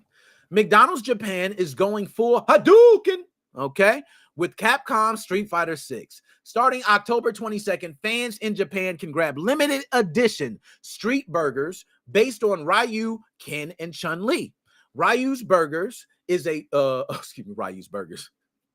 Ryu's Burger is a burnt garlic mayo and egg teriyaki combo. Chun-Li gets a fried chicken with sweet and sour mayo sandwich. And Ken has a triple cheeseburger that apparently matches his golden hair. They're even adding themed drinks and fry seasonings, plus Street Fighter inspired costumes inside of Street Fighter 6 itself. Basically, McDonald's Japan has the biggest crossover I probably think we're going to see with a game and food. That's just me. McDonald's Japan, clap it up. Bring that shit to America quick. Bring that shit to America quick. As an American, I think we have the right to Street Fighter collabs, Mortal Kombat collabs, all that shit. We have the right. I don't think it should just be Japan enjoying this. Okay? I'm upset. But just so everybody knows again, what they're offering is Ryu's Burger, which is a burnt garlic mayo and egg teriyaki combo. I'm very curious about that because I'm the type that loves egg and burger together. I'm one. So I would probably like Ryu's Burger. Now, I don't know about the burnt garlic mayo, but the egg teriyaki combo, I'm very curious how that may go. Chun-Li gets a fried chicken with sweet and sour mayo sandwich. Okay, fried chicken, sweet and sour mayo. That could be bomb. And Ken has the triple cheeseburger that matches his golden hair. Like, look at this, man. I'm sorry, y'all. All those look delicious. I'm actually going to say 10 out of 10. McDonald's Japan. Let's go ahead and move on to the next one. They killed that one. All right. To all my brewski drinkers, okay, my brewskarinis. I know y'all drink, right? Well, it started as a Midwest bar hack that people would do by dropping a pickle spear in a beer. But now it's official. Pabst Blue Ribbon and Grillo's Pickles are teaming up for a pickle beer. And it's going to be hitting stores May 2026. This limited edition brings the vinegar kick of Grillo's brine into that classic PBR flavor. It's weird, tangy, and apparently it works. The combo took off after folks noticed pickle juice and beer bitterness together. Now we're getting the actual canned version. So I don't know how everyone else feels about this. I am not a pickle guy. Can't stand pickles on anything. I do see people putting limes in beer and salt in beer, things like that. Lemon. Pickle maybe. I don't know. I don't know how I feel about this. I almost want an Earl looking at it, okay? But if you're a person that loves pickle's been going crazy recently. I don't know what's going on with the pickle craze, but it's been crazy lately. So, nonetheless, shout out to Pabst Beer. And hopefully, all right, a Pabst Blue Ribbon. Let's just say Blue Ribbon. I like Blue Ribbon better. Just call it Blue Ribbon instead of Pabst. I think and that's how you pronounce it, right? Because I don't even drink Blue Ribbon. Like I'll rather drink a MGD, a Miller High Life, before I drink Blue Ribbon. Right? Like, you know what I'm saying? I'm old school. You know what I'm saying? That's what I do. My fault. I went off topic. Let's go ahead and move on to the next one. All right. Now, in 1990, I believe in the future, people will be driving flying cars in 2025. Events pickle beer. Yo, that ain't not. I'm not gonna lie. That was good because in 1990, people were like, "Hey, we're gonna be driving, flying cars, and we're doing pickle beer." Next day, we'll put Ozempic in beer. Hey, I ain't gonna lie. It'd be too many skinny people around. It'll be too many.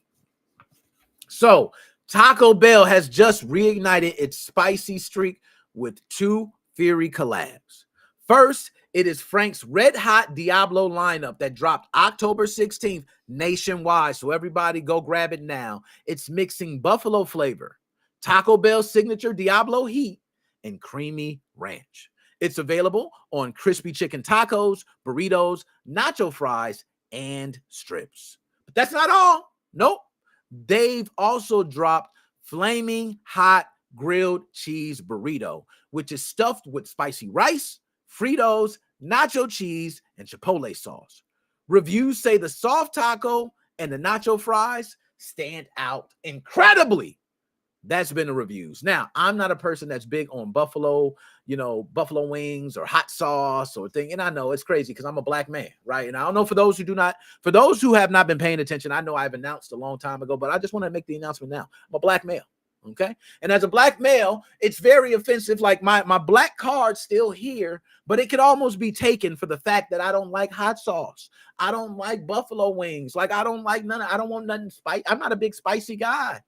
And that's crazy. They're like, Nick, your black card's almost taken, bro. You better chill. But I don't like hot sauce, man. So don't bring no Louisiana hot sauce. Yes, don't bring the Louisiana hot sauce. I might have just violated a lot of black, but my fault. But don't bring it around me. But Taco Bell, big salute to you. I'm very curious to see what people think of this. So let me know what you think. If you're a hot sauce eater, let me know. All right, let's go ahead and move on to the next one. Now, Burger King has what they call the Frankenstein burger. And this is going to be, I'm not sure to pronounce it. Is it Sri Lanka? Okay. But Burger King and Sri Lanka stitched together a monster. It's called the Frankenstein burger. And it swaps the regular bun for a green one, but it's packed with double beef patties, chicken bacon, jalapenos, lettuce, tomato, and pickles. It's a Halloween exclusive that's more fun than fright. I think we all can agree on that. Okay, and Camille, what on earth is this? Yo, I'm telling you, man, they're getting crazy for Halloween. So let's just go ahead and repeat. Burger King is going to be having the Frankenstein burger. It swaps that classic bun for the bright green one that you see right here. It's packed with double beef patties, chicken bacon, jalapenos, lettuce, tomato, and pickles. All right. Fans are loving the pretty patty. Okay, I heard people calling it that. They say it's giving like some SpongeBob vibes or some shit. You know what I mean? But I'm curious how this will taste. Of course, you're releasing it with there's already a monster menu. I've seen some people talking about the mummy mozzarella fries. I know Wendy's has like a Halloween menu. So we have a lot of different fast food places doing these menus. Very curious how Burger King's doing. All right, so shout out to Burger King. Let me know how that tastes or what y'all think, okay? It's a crazy one. I got to admit, that's a crazy one. Now, man, that made me just have to, that looked delicious, man.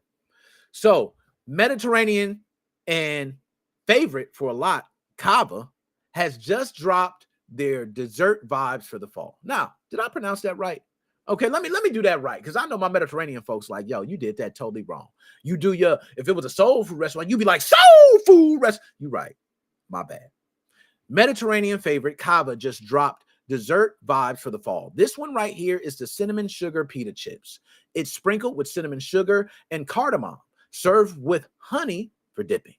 These are only available for a limited time following August hot harissa chips and last year's garlic ranch flavor. CEO Brett Schulman said pita chips are now their most redeemed loyalty item ever. And this sweet version is part of a robust innovation pipeline.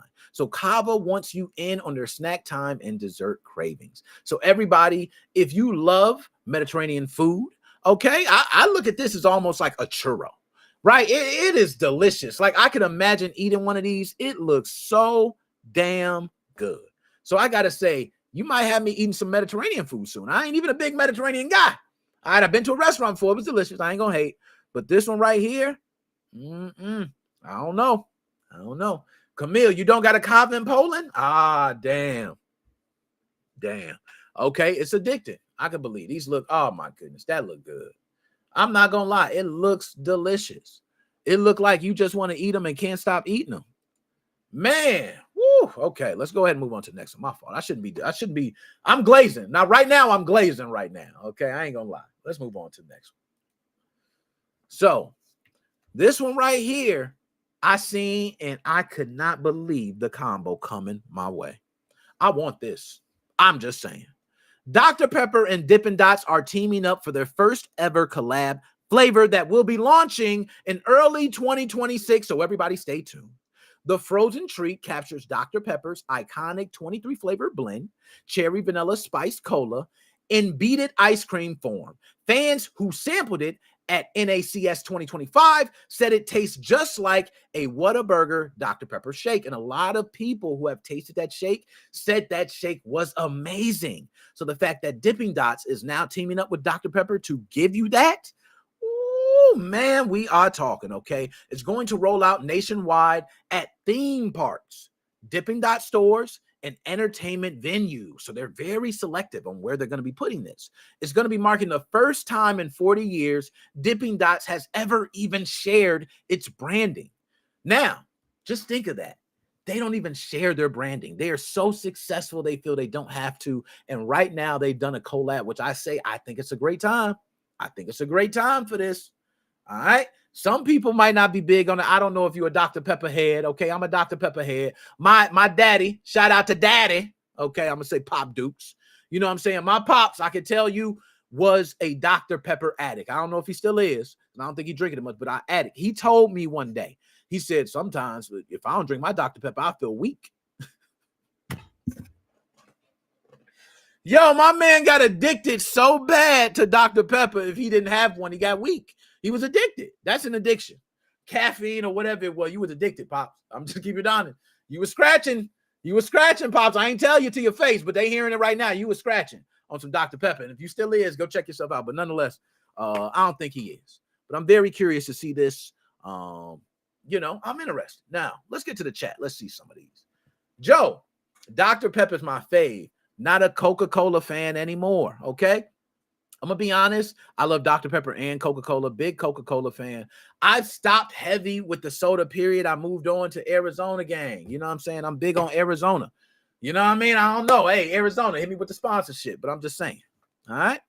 Now, let's go ahead and move to the next topic. Because that is, dude, I got the munchies.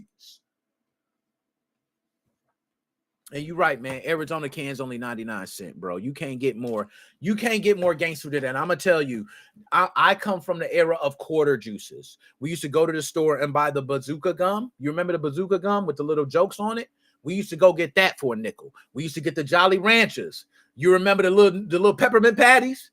You remember that? A lot of people don't remember. We used to go to the candy aisle. You could just pick the candy up. It ain't like it. Hey, stores changed. When I was coming up, you go right to the candy store, man. It was different. They had Chico sticks, which is the inside of a Butterfinger. For those who do not know, go to the hood, get you a Chico stick. All right? I'm just saying. I might keep it a little ghetto right here. Might keep it, hey, potato fries? What you know? What do you know? I'm just saying. I kept it a little too ghetto. But nonetheless, that is, dude, I got the munchies. Let's go ahead and move on to the next one. All right, and look, Camille. Now, what he said. I had one Dr. Pepper in my life like 13 years ago. I liked it, but I'm more of a person just drinking water, tea, or fresh juice. Camille, you're going to live a very long time because believe me, those carbonated beverages we're drinking are just killing us. we're just dying. Hey, that's why I switched to Arizona, man. That's why I switched to Arizona. You know what I'm saying? I'm still killing myself, but at least if I was to like rank it from 0 to worse and 100 being great and healthy, I'll probably be at like a 60. You know what I'm saying? I'll be at a 60. I ain't gonna cap. Water's 100. But if you're talking about Coca-Cola, Dr. Pepper, we at a 1. We at literal 1. Okay. Hold up, Camille, you're lying. Are KFC hot dogs a thing? Hold on, Camille. Hold on. I'm just learning something today. There's hot dogs at KFC where you're at, Camille. We got to have that. I mean, it's going to be quick because we got to move on. It's an algorithm we got. But still, Camille, are you serious? That is despicable. That's almost like, and I'm gonna tell you, this happened before, Camille. Burger King actually served tacos. A lot of people don't remember that. All right, Burger King had 2 tacos for 99 cents. I made a whole freestyle rap about it and put it on wax. Like they had tacos, and I ain't gonna lie, it wasn't that bad. You know what I'm saying? It's just nobody's going to Burger King for tacos. It's just the real. Okay, all right. So we learned something new today. Camille said, yes, in Poland, the KFCs have hot dogs. Shout out everybody out there in Poland, man, enjoying the hot dogs. I hope they taste like a Nathan's hot dog. Hold up. What's better, a KFC hot dog or a Nathan's hot dog? Because I ain't going to lie. You know what I'm saying? Hey. We might be getting to it now. KFC hot dogs are not a standard menu item in the United States, but have been offered as limited time promotions in other countries. All right, okay. I feel you. I feel you on that. Thank you. See, we're getting a little lesson here. All right. So they big on hot dog. They got hot dogs more places. Okay. Now, Joe, such as the double down dog feature a hot dog wrapped in fried chicken instead of a bun. Holy shit. My heart started hurting. Like, have you ever took a bite of food and tried to swallow it and it felt like that shit was stuck right here, but it already went down? Like it went down, but you just feel like your chest is just like it's stuck. You know what I'm saying? Like that's what that makes me think. You know what I'm saying? The double down dog, you know what I'm saying? That's crazy. Now I do remember the double down at KFC. I ain't gonna lie, that was a heart attack sandwich. Wait, but nonetheless, let's go ahead and move on. My bad. We went off topic. I'm a fat boy, got an inner fat boy in me. Okay. You can see all the fat right here. Look at the fat. Look at all that fat. Hold on, let me grab it. That's a lot of fat right there. Okay. I'm telling you, I'm a fat boy. I love it. All right. Now this one, y'all, we got to talk about because a lot of people have been discussing the ROG Xbox Ally, ROG Ally. We're just going to call it the ROG, all right? Because I don't like saying ROG. But the ROG Xbox Ally, a lot of people have been discussing it with the Nintendo Switch 2, with the Steam Deck. So let's go ahead and get right into it. Microsoft and Asus just dropped their two Windows handhelds, which is the ROG Xbox Ally for $600 and the beefier ROG Xbox Ally X for $1,000. Holy hell. Hold on. I can't be reading that right. That's oh my, hold on. Let me get the eye boogers out of my eyes, man. Seriously, because that's not, I didn't read that right. I didn't. Microsoft and Asus just dropped two Windows handhelds, ROG Xbox Ally. Oh my God, this is for real. So the ROG Xbox Ally is $600 and the beefier ROG Xbox Ally X is $1,000. Earlier buzz about it was like, but now the buzz is strong. Pre-orders sold out in all the spots, and Xbox president Sarah Bond says the price came from Asus feature set and market intel. So Xbox, your PC library, Game Pass, all bundled in one. Your achievements, friends, everything. I think a lot of people have been waiting for that. Just the same way people with Steam Decks have been waiting for a Steam Deck to put all their Steam games on and get those achievements. Right? Okay. So let's talk about the Xbox ROG Ally. All right. First, let's talk about it has controller-like grips, impulse triggers, and it's also built for multi-hour sessions. It has a new Xbox full-screen experience being referred to as FSE. It boots into a console-style launcher, controller-optimized flows, and also touch-optimized flows, background service trimming, so Windows behaves more like a console OS. Okay, I like that. Now, the Ally is for mainstream, while the Ally X is for anyone that wants to be a power player. And Xbox has confirmed, even with this, because a lot of people assume they were not going to be making hardware. Well, guess what? Next-gen hardware is already in development with AMD, and these handhelds are in addition to the roadmap. Okay, and I am an investor, and I can tell you they're coming. AMD is the right move. I have stock in AMD as well, and AMD stock is one of the highest grossing stocks I've ever had. Okay, now let's go ahead and talk about the reviews and hand-on experience that people have had. So the Ally X has a Ryzen AI Z2 Extreme. It pushes past the Steam Deck in any demanding game. People have used Cyberpunk 2077, which is a very demanding game. People have known. Okay. Now, let's also talk about how it's chunkier and heavier than the deck or the Switch 2. And some people seem to feel like that's okay, but you have some not liking that. Great triggers that have haptic feedback, but long sessions because of how chunky it is. People are stating they're having hand fatigue. The software has been the biggest complaint I have seen. It's still Windows full screen experience, the game bar, and the armory crate. But altogether, you're getting crashes. A lot of people saying it's not designed for people to really game properly. That's what I've been hearing. But we have a lot of time to work on that. Okay. And I said we like we part of Microsoft, but they got a lot of time to work on that. Okay. They got a lot of time. When you got money in this damn stock, okay, it's we. All right, because I do get but nonetheless, they do have time to work on the software. But some people say the software is not up to par like a Nintendo Switch 2 or a Steam Deck. So that's one that they have to take a hit on. The library access, I can say, is the big benefit. Everybody has talked about that being the huge selling point for anyone buying it right now. You can play. Let's go ahead and count down the games you're going to be playing. Steam, Epic, GOG, Battle.net, Game Pass Cloud, Remote Play, and Play Anywhere PC titles. That's enough gaming forever.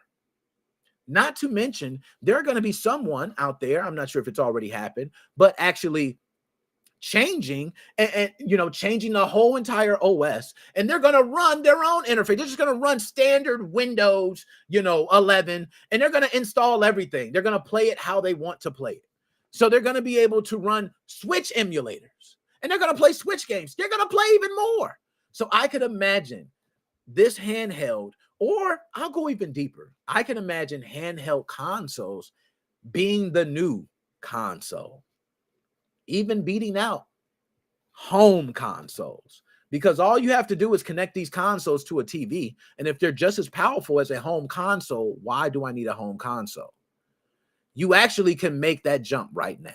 Now, I don't think it's going to happen in the next console generation, but curious to think about. Okay. So just so you know, Xbox roadmap for this, they're going to be updating the default game profiles. They're going to have an enhanced docking experience, okay? AI automatic super resolution on the Ally X, so you guys can expect that. So you're going to see some upscaling. AI highlight reel capture. So that would be nice. Just a highlight reel, something you do where AI captures that automatically for you. You don't have to do nothing. You get highlights. That is beneficial to streamers all over. I think that's a huge win. And ongoing stability, also battery improvements, and there's also going to be UI improvements. Okay, so a lot of different improvements they have going on. So people want to talk about how does it go with the others. What about the versus? So when it comes to the Ally X, the horsepower people say is amazing. Raw horsepower is there in the Ally X, okay? It has broader store support, Game Pass hooks, best for tinkerers or player who want PC-level access on the go. So a lot of saying about the Ally X. But when it comes to the Steam Deck, it's less powerful on paper, but a way smoother user experience with Steam OS and big picture. Boots like a console, plays like a console, feels like a console, and it has a brilliant OLED panel.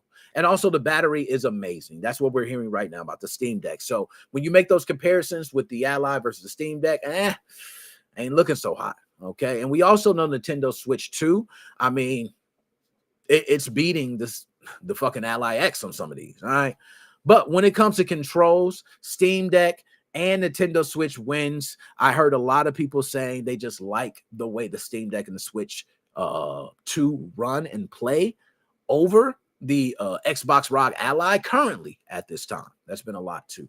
Software, you guys know, I don't want to dive into the software. Software is nasty. Yes, of course, the Ally needs some work, and the Steam Deck has had their software out for a bit. So that comparison is kind of unfair, but yes, Steam Deck, of course, wins. Minimal fuss, while you got quirks and all types of bugs and crashes on the other.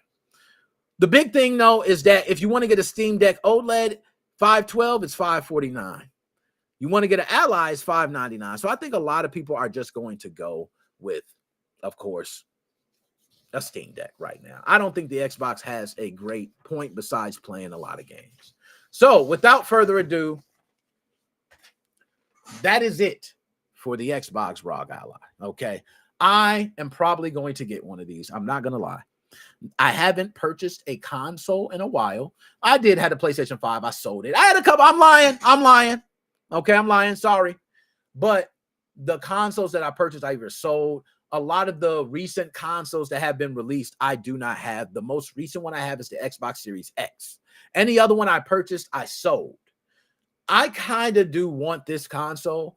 I'm very big on Xbox, and if we could drop that Ally X just in price a little bit, like if we can get it to $600 for me, $700, I'm getting the beefier Ally X. That's me. We got to drop that price some, though. I think it's just way too expensive, and you're not getting the bang for your buck right now. To me, you might as well just go ahead and buy a home console. That's just me. So let's move on to the last one. Now, Camille, I just sent you pictures of the hot dog on Twitter. Thank you. I'm going to take a look at that. And I'm glad you sent it on Twitter, too. Because Twitter, I can go ahead and get that. Yeah, everybody know. We tapped in on Twitter. Dab me up. Tapped in on Twitter, man. I can go ahead and get everything quick on Twitter. So, without further ado, y'all, this is Choose Your Fate. Everybody know with Choose Your Fate, these clips, we got a lot of them right now, still garnering. We got clips from Choose Your Fate last year that are now making its rounds and garnering again. From last year, all right? Last year, bro, on Halloween stuff. So we got to continue. We got to keep banging them out the park. Pause, as the young kids say. But no lie, we got to continue bringing these hits. So we're going to go ahead and do Choose Your Fate. I am going to bring my man Joe in, too. I think we still got Joe there. We're going to go back and forth on the Choose Your Fate. This is a horror-themed one. So without further ado, let's get to it. Now let's get the food off screen. Okay. Oh, hold on. We got to. Oh, okay. Let me get Joe in. Okay. Now, for those who do not know, I'm going to give the rules. You must always pick one. There is no both. You must pick one. You can't be a gate jumper. You can't be a bandwagon switcher. You have to state one. Okay? That's it. Pick one. Give why you choose it. You can trash the other. And that is it. Now, let's go ahead and get my man Joe. There we go. Right, Joe, what's going on? All right, let's get it back. Hold on. I got to get everything back because we got to make these clips right. How do I do this? I think I got it. There we go. Okay. Bye, yeah. Now we good. All right. So, this is our first one for the day, Joe. We got, you must pick one. You either can have 24 hours with Annabelle, or you have to babysit Reagan from Exorcist. Now, I'll go first, then you'll go, and then we'll swap back and forth, so that way we can keep it going, right? This one is very easy for me. It's Reagan from The Exorcist, man. Like, I ain't gonna do nothing but go watch TV, bro. All right, she can do whatever in the room, man. Let her flip the room out. Matter of fact, I'm gonna go to B-Dubs and watch the game today. You know what I'm saying? Hey, I'm gonna go to B-Dubs and watch the game today, man. Reagan tripping, man. I'm gonna leave her there. I'm gonna go to B-Dubs, man. If I got Annabelle, I can't go to B-Dubs. Annabelle's in the bathroom at B-Dubs. She right there at the seat at B-Dubs. Annabelle's everywhere with me. I'm sorry. This is an easy choice. I'm babysitting Reagan, and I'm telling her, Reagan, chill, baby. I'm coming back. Okay, I'm gonna be back. Okay, no, be good. And I'm not coming back. I'm lying. I'm calling her parents saying her ass is crazy. That's it. Right? So I'm a babysitter. That's it. Joe, it's on you. What you got? I'm going with Annabelle. Lock that bitch in a box. That's it. You got the girl from The Exorcism, Reagan. She'll be on top of the ceiling. You'd be like, oh, where does she go? Yo, I ain't gonna lie, man. You're right. I ain't think about that, man. You know what pissed me off last week? You did Choose Your Fate. One of them was an asylum, and the other one was something or other. I actually one was asylum, one was a mental hospital. I used to do the urban exploration back in the day, around 2018, 2019. We actually stayed overnight almost in the abandoned Embryville Hospital. So I wish I was on for that episode. Oh, man, because you know that one actually still doing numbers, still doing its rounds. Which one would you rather stay in? Abandoned hospital, abandoned house? I saw that video, Nick. I'm like, son of a bitch. I wish I was on that. Yeah, you've been abandoned hospital. I ain't gonna lie. I always tell people abandoned hospital just seems scary as shit to me, man. Now, we got 56 people in live. Thank everybody from all the platforms. Hit the like, share out the content. I appreciate y'all, man. Thank y'all for that. Now, we're gonna go ahead and I'm gonna see some in the chat. Camille said he's choosing babysitting. Right on Reagan, excuse me. Some people say Regan, some say Reagan. It's, you know, how you say it. Tomato. You don't even get paid with the other one. Yeah, babysitting job, you do get some ducats. I ain't gonna lie, babysitting job, you get some ducats. Hey, I'm with you on that, man. I'm thinking. All right, let's go ahead and get to the next one. Now, let's see this next one. I'm very curious for this next one. Okay. I'm going to say the question, Joe, and I'm going to let you get this one first. All right. So you must pick one. Do you stay trapped? And no, you know what? I ain't even gonna say stay, because that sounds a little too harsh. Let's reframe that. You must pick one. Do you spend 24 hours trapped in Saul's bathroom, or 24 hours locked in the Texas Chainsaw House? Which one you do, Joe?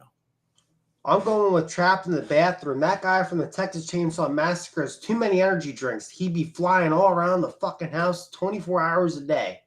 You have a better chance of surviving in that bathroom and getting a key and doing what you have to do than have that fucking nut running around.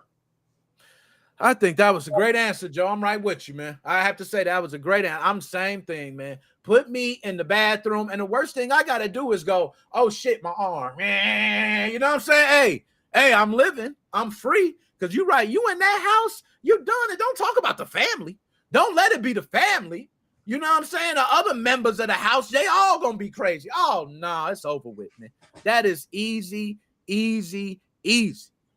I'm choosing the Saw's bathroom. Yep. Okay.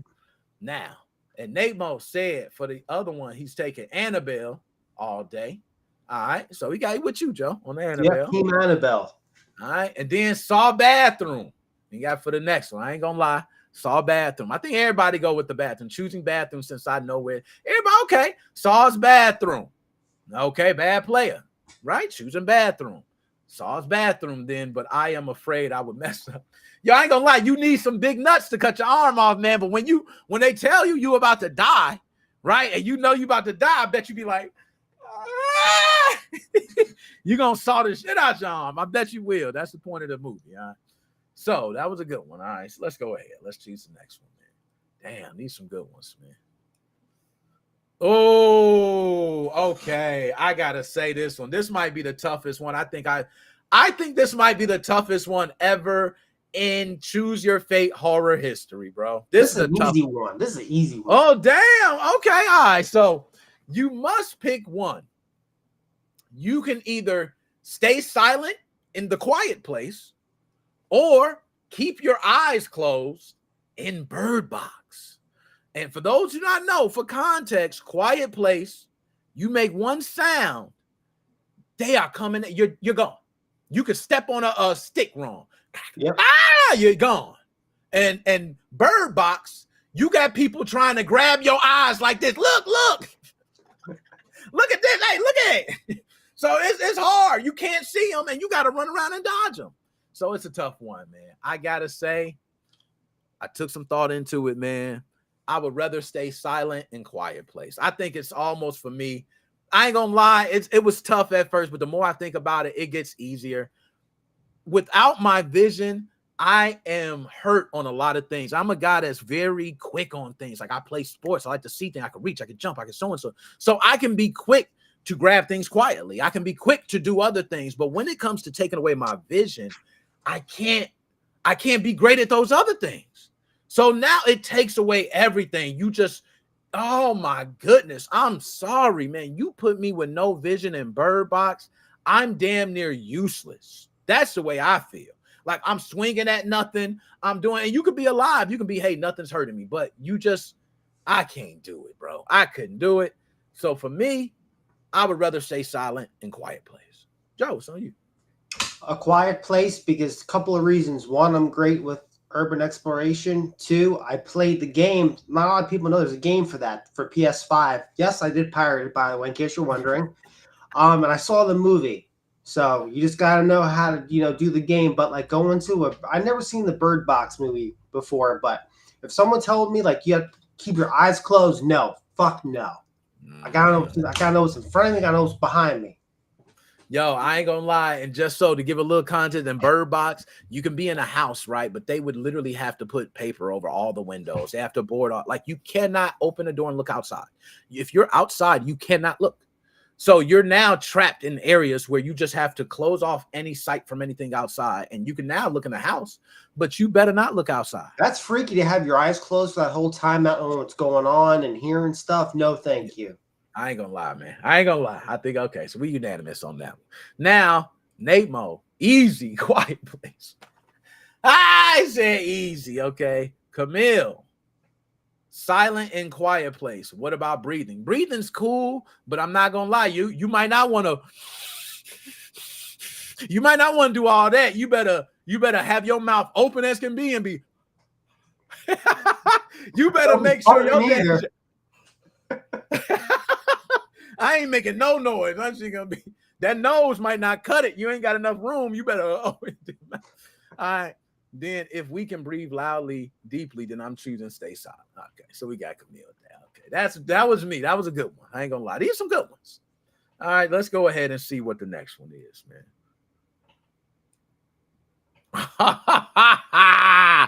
Oh man, I'm gonna get context for him because I know people might not know him. I know him. Okay, you must pick one. Either one night at Camp Crystal Lake, which is where Jason is every single time. Everybody, they go spend a summer at Camp Crystal Lake, and Jason pops out the water every summer, and they always go to Camp Crystal Lake. So, do you spend a night at Camp Crystal Lake? Or do you spend one night in Haddonfield, which, if I'm not mistaken, not big on Haddonfield, but I believe Michael Myers was terrorizing Haddonfield. Okay, and he would terrorize the town every Halloween. So people in Haddonfield was so scared around Halloween time, and they would tell the story about Michael Myers. There we go.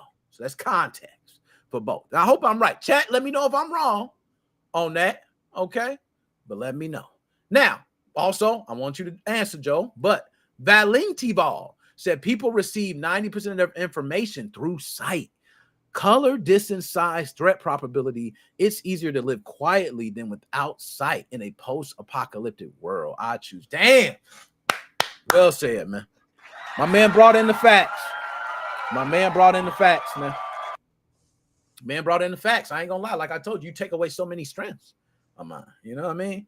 So, Joe, this is on you. Which one you got? This is extremely difficult. I'm gonna have to go with Haddonfield. Because you know what, with Jason running around with the machete and stuff, it's kind of like you have a little bit of a smaller chance of surviving because he has a knife. Machete is like, long distance. A knife, you really gotta like shank the bitch. You gotta get close, so you have a better chance of running from Michael. Oh snap, man! He said, "Yo, I'm with you on that, man." But let me think, man. I gotta think, yo. This is tough. I'm not gonna lie, it's another tough one, man. I'm with you, Joe. I'm with you. I'm gonna go Haddonfield. Reason I'm gonna go Haddonfield, I just feel like Haddonfield, you got a lot more people. Your chances of survival are higher. You got, if you understand what goes on every year in Haddonfield, then you already know. Yep. Okay, I'm not messing around with Michael Myers. I'm boarding up.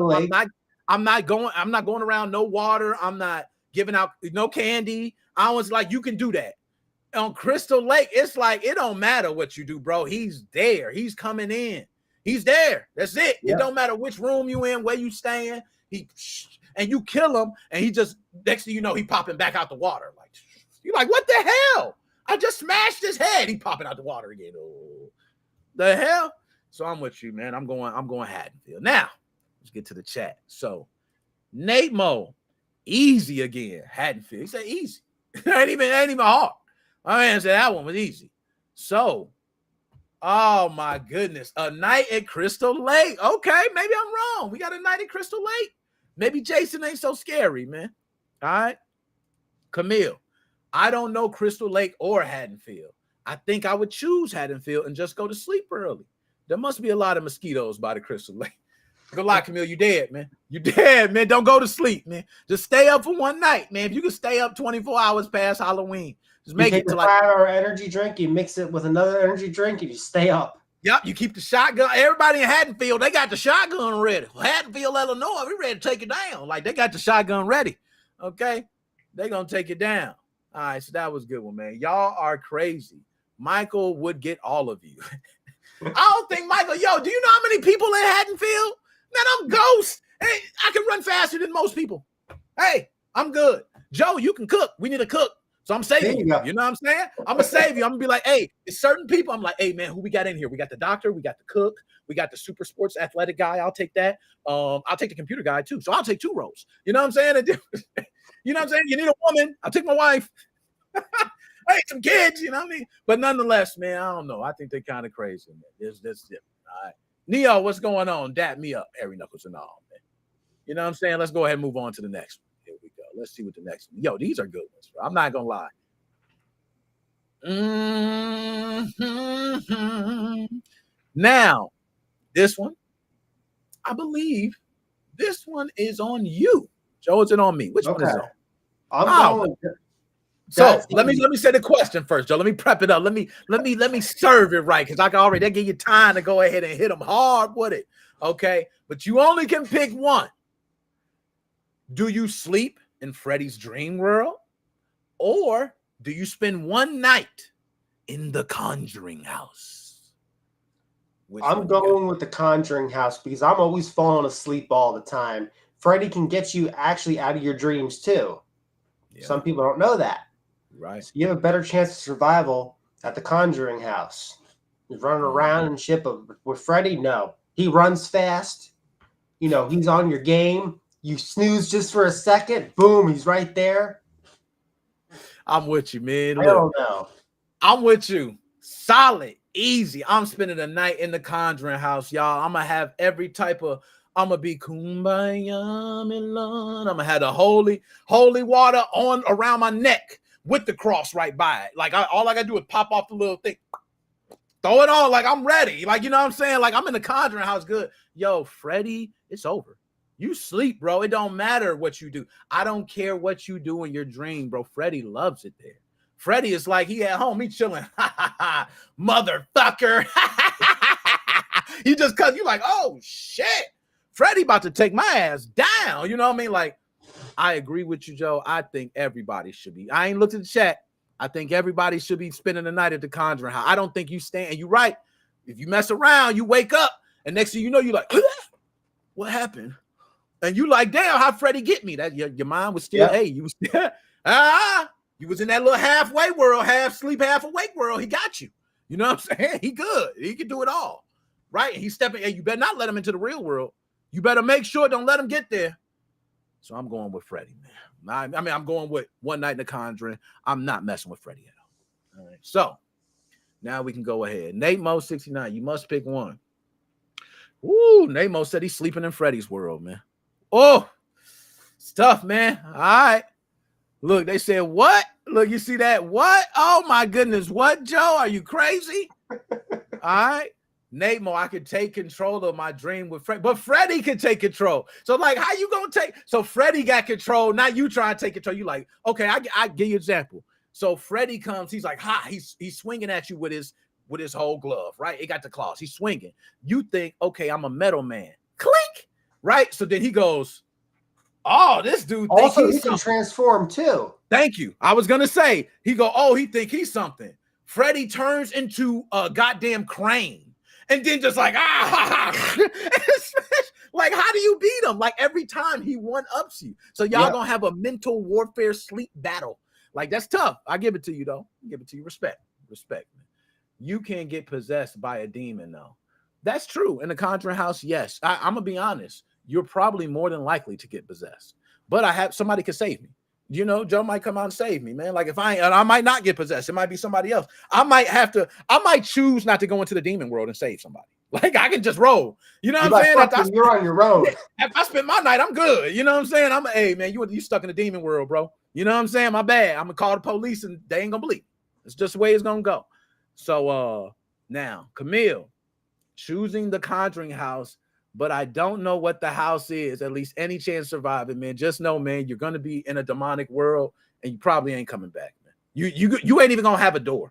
Like, whatever door you open is not a door. Like, it's just somewhere else. You walking into places you don't even know. What the hell is this? Stairs going anywhere? It's nothing. We don't know. That's what happens when you spend a night at the Conjuring house, but you can come out of there. There's been some people didn't get possessed, right? There were people who made it. So you can't control shit in the Conjuring house. They control you. Yo, everybody say you ain't got no control, man. Hey, I look. I got some control. I can stand in the corner. I can have my steak, my wooden steak, just in case, Garlic cloves too, just in case. garlic cloves. I got my holy water. I put a little Salt. circle around me, right? I put the water in the circle. I know how to do it. I bless my water too. Dear Lord, can you bless this water and save? I already know how to bless my own water, Joe. I don't even need a reverend. I'm blessing my own water. You know what I'm saying? Dear Lord, can you bless and save us from the demons, Lord? So it ain't gonna be none of the right shit. So I gotta hope it's blessed, right? Because the last thing I need to throw the water and be like, damn, I ain't blessed it. Dear Lord, can you hurry up? We'll be looking tutorials up. Yo, I need a tutorial, man. Can you teach me how to bless Some my Indian guy will be doing it. Oh, dear Lord, what do you have Dear to Lord. do? What can you bless my water? Yeah, so I think I do Freddie too. Okay, y'all, man. Okay, I give it to y'all. That's the chat. If you don't believe and laugh at him, you'll survive. Now, Freddie is one. You're right. He does feed a little bit on fear, right? Freddie loves to fear. Fear. If you don't fear him, it don't really hurt. But I'm gonna be honest. You're fearing him. It's no way you're not. If I have a dream, Joe, and I see anything coming at me, I'm scared. I don't care. It's a dream. That's it. That's the bottom line. It can be somebody pulling out a gun and robbing me. I'm scared in my dream. I'm trying to wake myself up. Oh, shit. Whew, I don't want to be in that situation. Like, no, I don't care. You're scared. You know what I mean? We can sleep at night in the Conjuring house, right? You can sleep in the demonic world. Hey, you get some good Z's in the demonic world. Trust me. You might crossover. Freddy's in The Conjuring. Oh, hey, we got a movie. We got a movie. If I was there, it would be hilarious. Okay. Now, what's the next one? Because I ain't gonna lie, these is getting that was the last one. We right back to the top. That is choose your fate.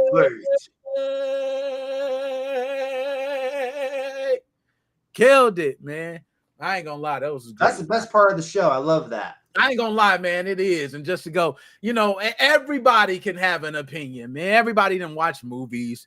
We all together. And also, for folks like us, man, they don't know about the old movies sometimes. Yeah. Man. So sometimes I like to mix in there some old movies. I actually watched an old movie. It was called The Pit. Have you seen it before? Ooh, that's a classic, Joe. Yes. The first time a couple days ago. Ooh, one I seen not that long ago was called The Cube. And I didn't watch it before, but oh my goodness, it ain't nothing but they put them in this thing that's like a cube, and each room there's a room that you can go either one straight out of a room. Yeah, so you walk into the next room, but you don't know what that next room may be. It might be flamethrowers going on around. It might be a bunch of blades shoot across the room. It might be safe. It might be nothing. It might give you food. It might kill you. So every time you walking in these rooms, and people got smart, they started throwing their shoe into the room, and then flames will go off. They go up. I ain't walking in there, right? I saw it. So it was like, it's just, I seen that movie. I said, yo, this shit fire, man. You know what I mean? So we got whole movies that need to do something with them. You know what I'm saying? Need to go ahead and spice them up a little bit. You know what I mean? So nonetheless, what's best part, man? DJ C Money. I put the link there, man. The link is, look, DJ C Money. I'm going to put this link there again. He's probably in Cuba now or something on vacation. DJ C Money living good life, man. He living a good life. He don't deal with taxes and shit. Everybody else like, man, I'm getting hit, man. They raising import tax on air. Dude, you want to hear something hilarious? What's that? I was at the restaurant. This guy was telling me, oh, I work for the government. I lost my job. Are you hiring? I'm like, no. He's like, why? I'm like, because business is slow. Damn. It's funny, but it's not funny. You know what I'm saying? I know, for real. I feel what you're saying. Like you said, because business is slow, bro. Like, just keep it like business is really. It's slow. The government shutdown / Dante shutdown. No, I was going to say. He said the / Dante. Dude, you want to hear another funny story? Yo, let's hear it. I had a 2-top. For people that don't know what that is, that means 2 people came in the restaurant. They came in the restaurant. They realized it was too expensive in my restaurant. So they went to my friend's restaurant right next to me, the Mexican restaurant. It was too expensive in their restaurant, so they left. Damn.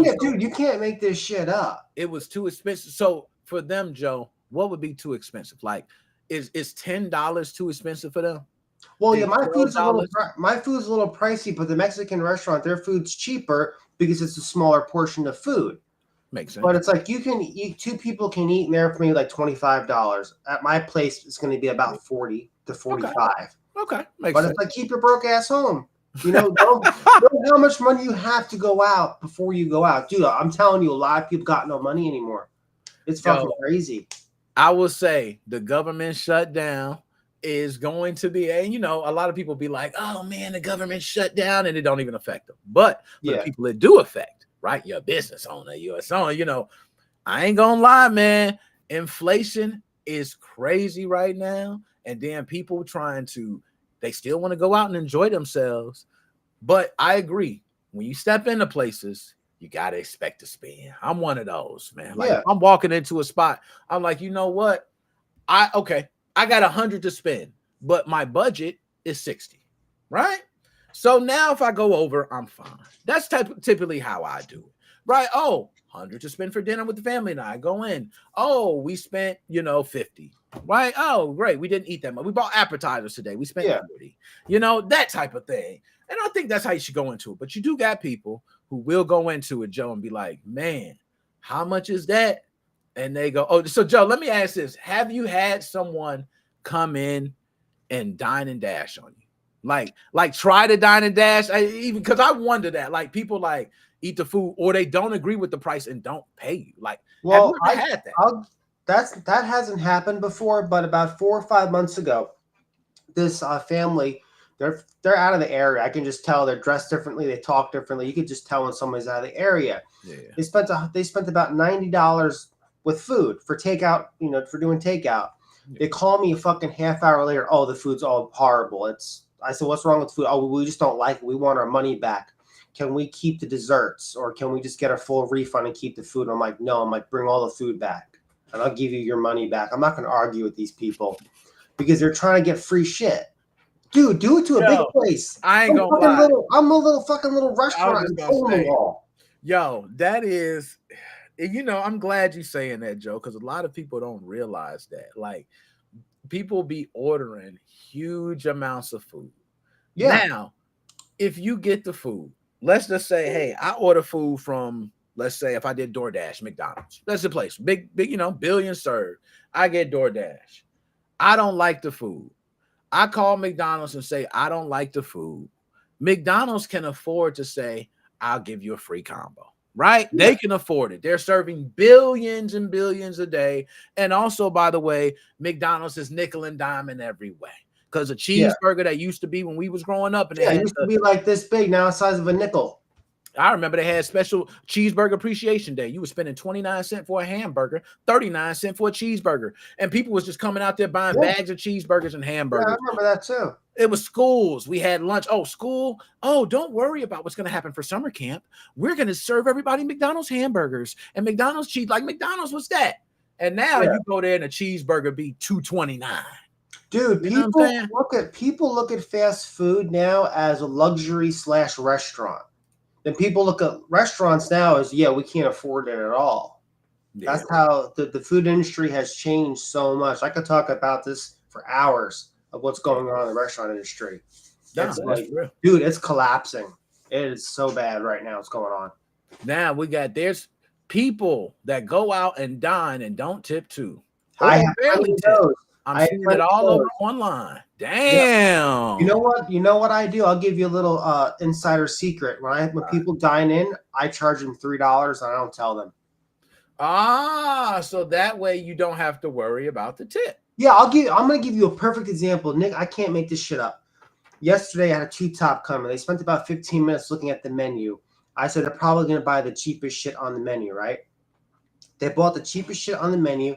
I bring out the food to them. Oh, can we have it to go? I said, is everything okay? Or is there a problem? Oh, no, it's fine. There were older people. We want to watch a game. Right. So they get the food or whatever to go, no tip. Because they realize they don't have enough money to buy the food. And they said, fuck this. We're not going to leave a tip on top of this. That's why I charge $3. It's kind of like a little shitty to do. But it's just like, you're going to come in here. You're going to make a mess. You're not going to tip at all. It's like, no, fuck you. If you can't do it, get your food to go and get the hell out of here.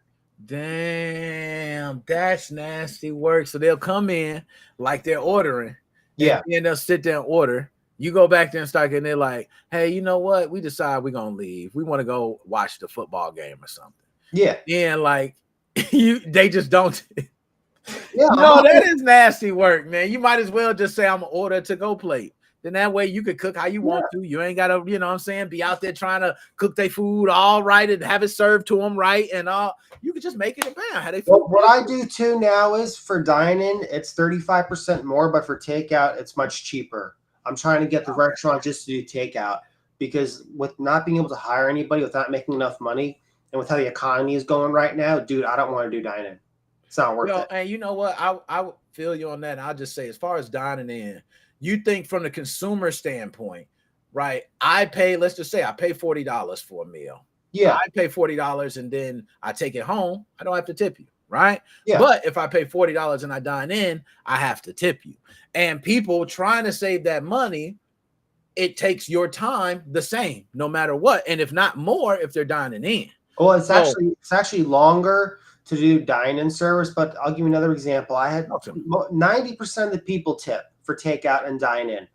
Okay. I had this one guy, 15 minutes before closing today, spent $110 for takeout food, no tip. Okay. My dad's like, this fucking asshole didn't tip. I'm like, I figured it was going to happen. Damn. And you know what?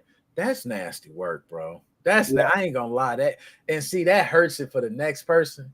Because then the next person, you like, man, look, I ain't trying to get screwed again. You know what I mean? Like, damn, man. Well, you know what? For takeout, I expect that, but that's why I charge that service fee for dine-in because I'm not going to waste my time. If you've never served a table in your life, the best way I can put it is you're babysitting grown-ass man, children, whatever you want to call it.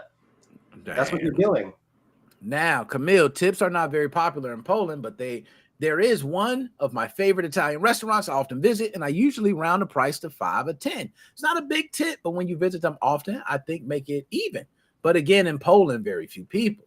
So he said tipping. I can tell you the tipping culture here is part of the culture, right? Yeah. Like when you dine in, it is part of the culture. And it's almost in any service industry, almost. So if I'm at a casino and I have a hostess who brings me a drink, even though the drink is free, I'm expected to tip. I'm not the type that I'm playing on a slot machine. I say, hey, can you get me a, whatever, the Heineken? She comes back with a Heineken and I'm like, thank you. And I just drink. No, she had to spend her time, even though she is getting paid, right? Because she gets paid per hour. But I do think for them to take their time to go and get it back for you specifically, you should give something. Yeah. Right. Definitely. You don't have to give a lot. Just give a dollar, give a little tip. $1 is better than no dollars. That's how I look at it. If you feel like that, because if everybody do it, if you like, okay, I had 200 people that I ran drinks to. You made $200 if it was $1 per person, right? So at least something, right? Yeah. So, that's crazy, man. Now, we're going to go ahead and bring in DJ C Money. DJ C Money, what's popping, man? Yo, what's going on, DJ C Money? Yo, what's up, guys? What's up, man? You guys? Man, we good, man. How you feeling, man? How you been? Yo, Nick. What's up? Quick question. What's that? On the new shirt. What's that? I don't see my name on it. Oh, hey, you want the name? You know what, DJ C Money? What you want, the front or the back? The back with everybody. You want the back? Do you want it jersey style? Like up top? Like jersey style, or you want it like in the middle or the back? You know what? All right, okay. I can hit you with the jersey style. I got an idea. What? Since I'm the manager. Yep, you got it. Listen, hold on. I got an idea. What's up, Joe? Hey, what's going on? I have an idea. What is? Since I'm the manager. All right. Hold on. Who does say what's up to me? They said, what up, Chris? Everybody said, what up, man? Everybody. Hey, what's up, guys? Yep, you got Chelsea, Wade, Camille. You got Nate Mo. Everybody said, holla, what up, man? Nate, what's up, buddy? How you been? Nate in the building, man. You know what I'm saying? Everybody said, what up, man? Now, what was you saying, though? You was on track with something, man. Says I'm the manager. Yup, talk to me. On the show. You is. I know that you're the host. Yeah, I'm the host, but you're the manager. You should have the big thing on the back. Yeah. But excuse me. Go ahead. You the direct. You got everything. What you want on the shirts, man? But I have a little thing like a pen. A pen? You talking about that you could put on the shirt? Like you could just get it and put it on the shirt? One of them pens? Well, like you when you go vote. no. I think he's talking about like a logo or something, maybe. Oh, so you want a logo? Yeah, on the shirt. Ooh, Yeah. Okay. All right, so you want one right there. Like official. My name is not on the new shirt. Yeah, no. I'm going to have you, sir. Especially custom one, sir. Especially custom one. That's why I asked. You know what I'm saying? You can get that right across the back, man. I'm gonna put Chris. Now, how you want it? Do you want Chris? You want DJC Money? What you want in the back? DJC Money? C Money? Yeah, the same manager Christopher / C Money. All right, bet. It's gonna say manager Christopher / DJC Money. Yeah. You know what I'm saying? Bet. There you go. So they know. So it looked like when you wear it, people be like, oh, that's their manager. Gotcha. With how much that's going to cost, we're going to get this plain T-shirt that says coming soon. Yeah. You know what I'm saying? He get all, man. He get, matter of fact, Joe, he going to get it embroidered too. We might as well go all out. We might as well go all out, man. Throw the budget, man. Yeah. Embroidery. We want everything. Get it all, man. I want a chance to come to the restaurant, man. Well, you gotta have Nick take you there. I said that to you before. Take the whole family down. We'll put you on top of the roof before it gets cold out. He said, "Good, man. You know how I be, man. I'll be out there. I just ain't. It ain't been soon. This year, I kind of been a whole lot. I ain't did the cons. I ain't did none of the stuff like I do usually. But I ain't gonna lie. 2026 is different. 2026, I'm out there. Yeah, Magnus was supposed to come down, but he got busy. So see, that's how I be. What's that? Where you located at, Joe? What was that? Where you located at? In Pennsylvania. Yep. No, I thought you located in out here. Oh. No, I'd be at White Castle every day if I was in Chicago. Ain't gonna lie, White Castle's all over around here, man. You can just they do got some good sliders, man. I ain't gonna lie here, Joe. And I ain't gonna they be open all 24 hours. It be 3 a.m, bro. You be like, you know what? Man, I'm hungry. Let me go to White Castle. Then you get to looking at the app, and that shit is incredible. Now we just got a Jack in the Box. We just got a Jack in the Box not far and away. Jack in the Box is open to 4 a.m. I ain't gonna say, hey, I'm gonna tell you off stream. I can't be blessing everybody. We gonna keep that between us. I ain't gonna let everybody know, but they be taking up. It's already a long line. Hold on, time out. Where? Jack in the Box, man. Illinois. There you go. Illinois. You know what I'm saying? But I'm never had Jack in the Box my entire life. I never had Jack in the Box, but it's so long. The line's so long. You never had Jack in the Box? No, we got nothing out here in PA. DJC Money. DJC Money said, "What? Y'all ain't had Jack in the Box? Y'all crazy." Dude, we got nothing over here, man. Let's try some McDonald's. Nick, what up, man? If you never had Jack in the Box, you are out of your mind. You about to make me go to Jack in the Box right now? Don't do it, DJC Money. Stop. Listen, you about to make me? Hey, I'm about to ride right now. We got Five Guys here, but it's not worth it. It's a ripoff. Damn, it's super expensive. It's like $20. Five Guys is crazy expensive, bro. Yeah, like, you want a combo, $15. They should call it Five Guys and a girl on a couch. Yo, I ain't gonna lie, they fresh fries. I like fresh fries and all, but it's just too expensive. I agree. It's not worth it. They ain't worth it. I'm with you on it now. But Nick, back to you. What up? If you go, man, that got some good fries, bro. Yo, DJC Money. You know what, DJC Money, I need you to do? I'm going to say my last words. I'm going to have Joe say it. You're going to take us out because I'm about to go to Jack in the Box, and I'm going to text you and tell you how it was. As a matter of fact, I'm going to send you a screenshot of what I order. So you could just be like, damn, he went to Jack in the Box. I'm going to say you did it, DJ. Don't do that. Your fault. I'm going to say your fault. Okay, you're right. I ain't going to do that. My fault. That's a little tease. That's too much. That's like me saying, hey, I got the new Xbox, man, and the boo-boo. Yeah, you're right. I shouldn't have did that. I'm gonna just say I got it because of you. All right. So without further ado, y'all, everybody tuning in. I'm gonna go to the chat. Nate Mo, Kelsey Way, Camille, who else? Joe, my dog. I always appreciate you, man. DJ C Money being here. I know I got too many people. Twitch chat all over. I'm trying to get some of y'all YouTube too. Bad Player was here. Yeah, Nate Mo, big Nate Mo in the building. We also got Bad Player. We also got, hold on. I'm trying to remember. I'm trying to go without going through the chat.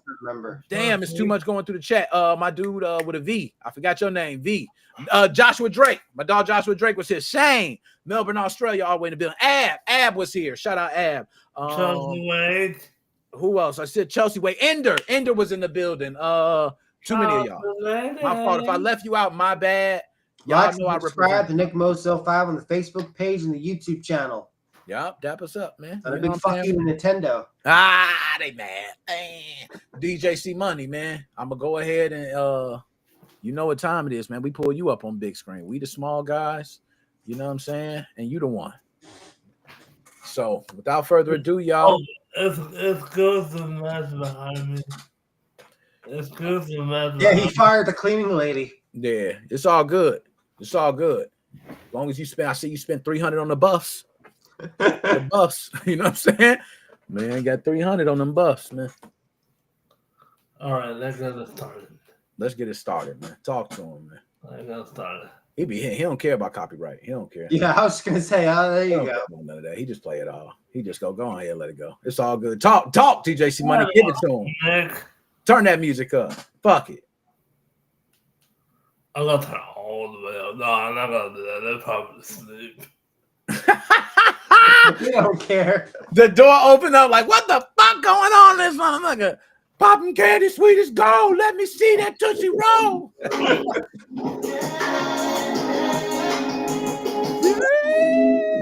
Yo, this is a vibe right here, man. Ooh, talk to him. Talk to him. Usher's got some competition. My man Joe. Greg Hubbard. Let's go. Nate. Dr. Wayne.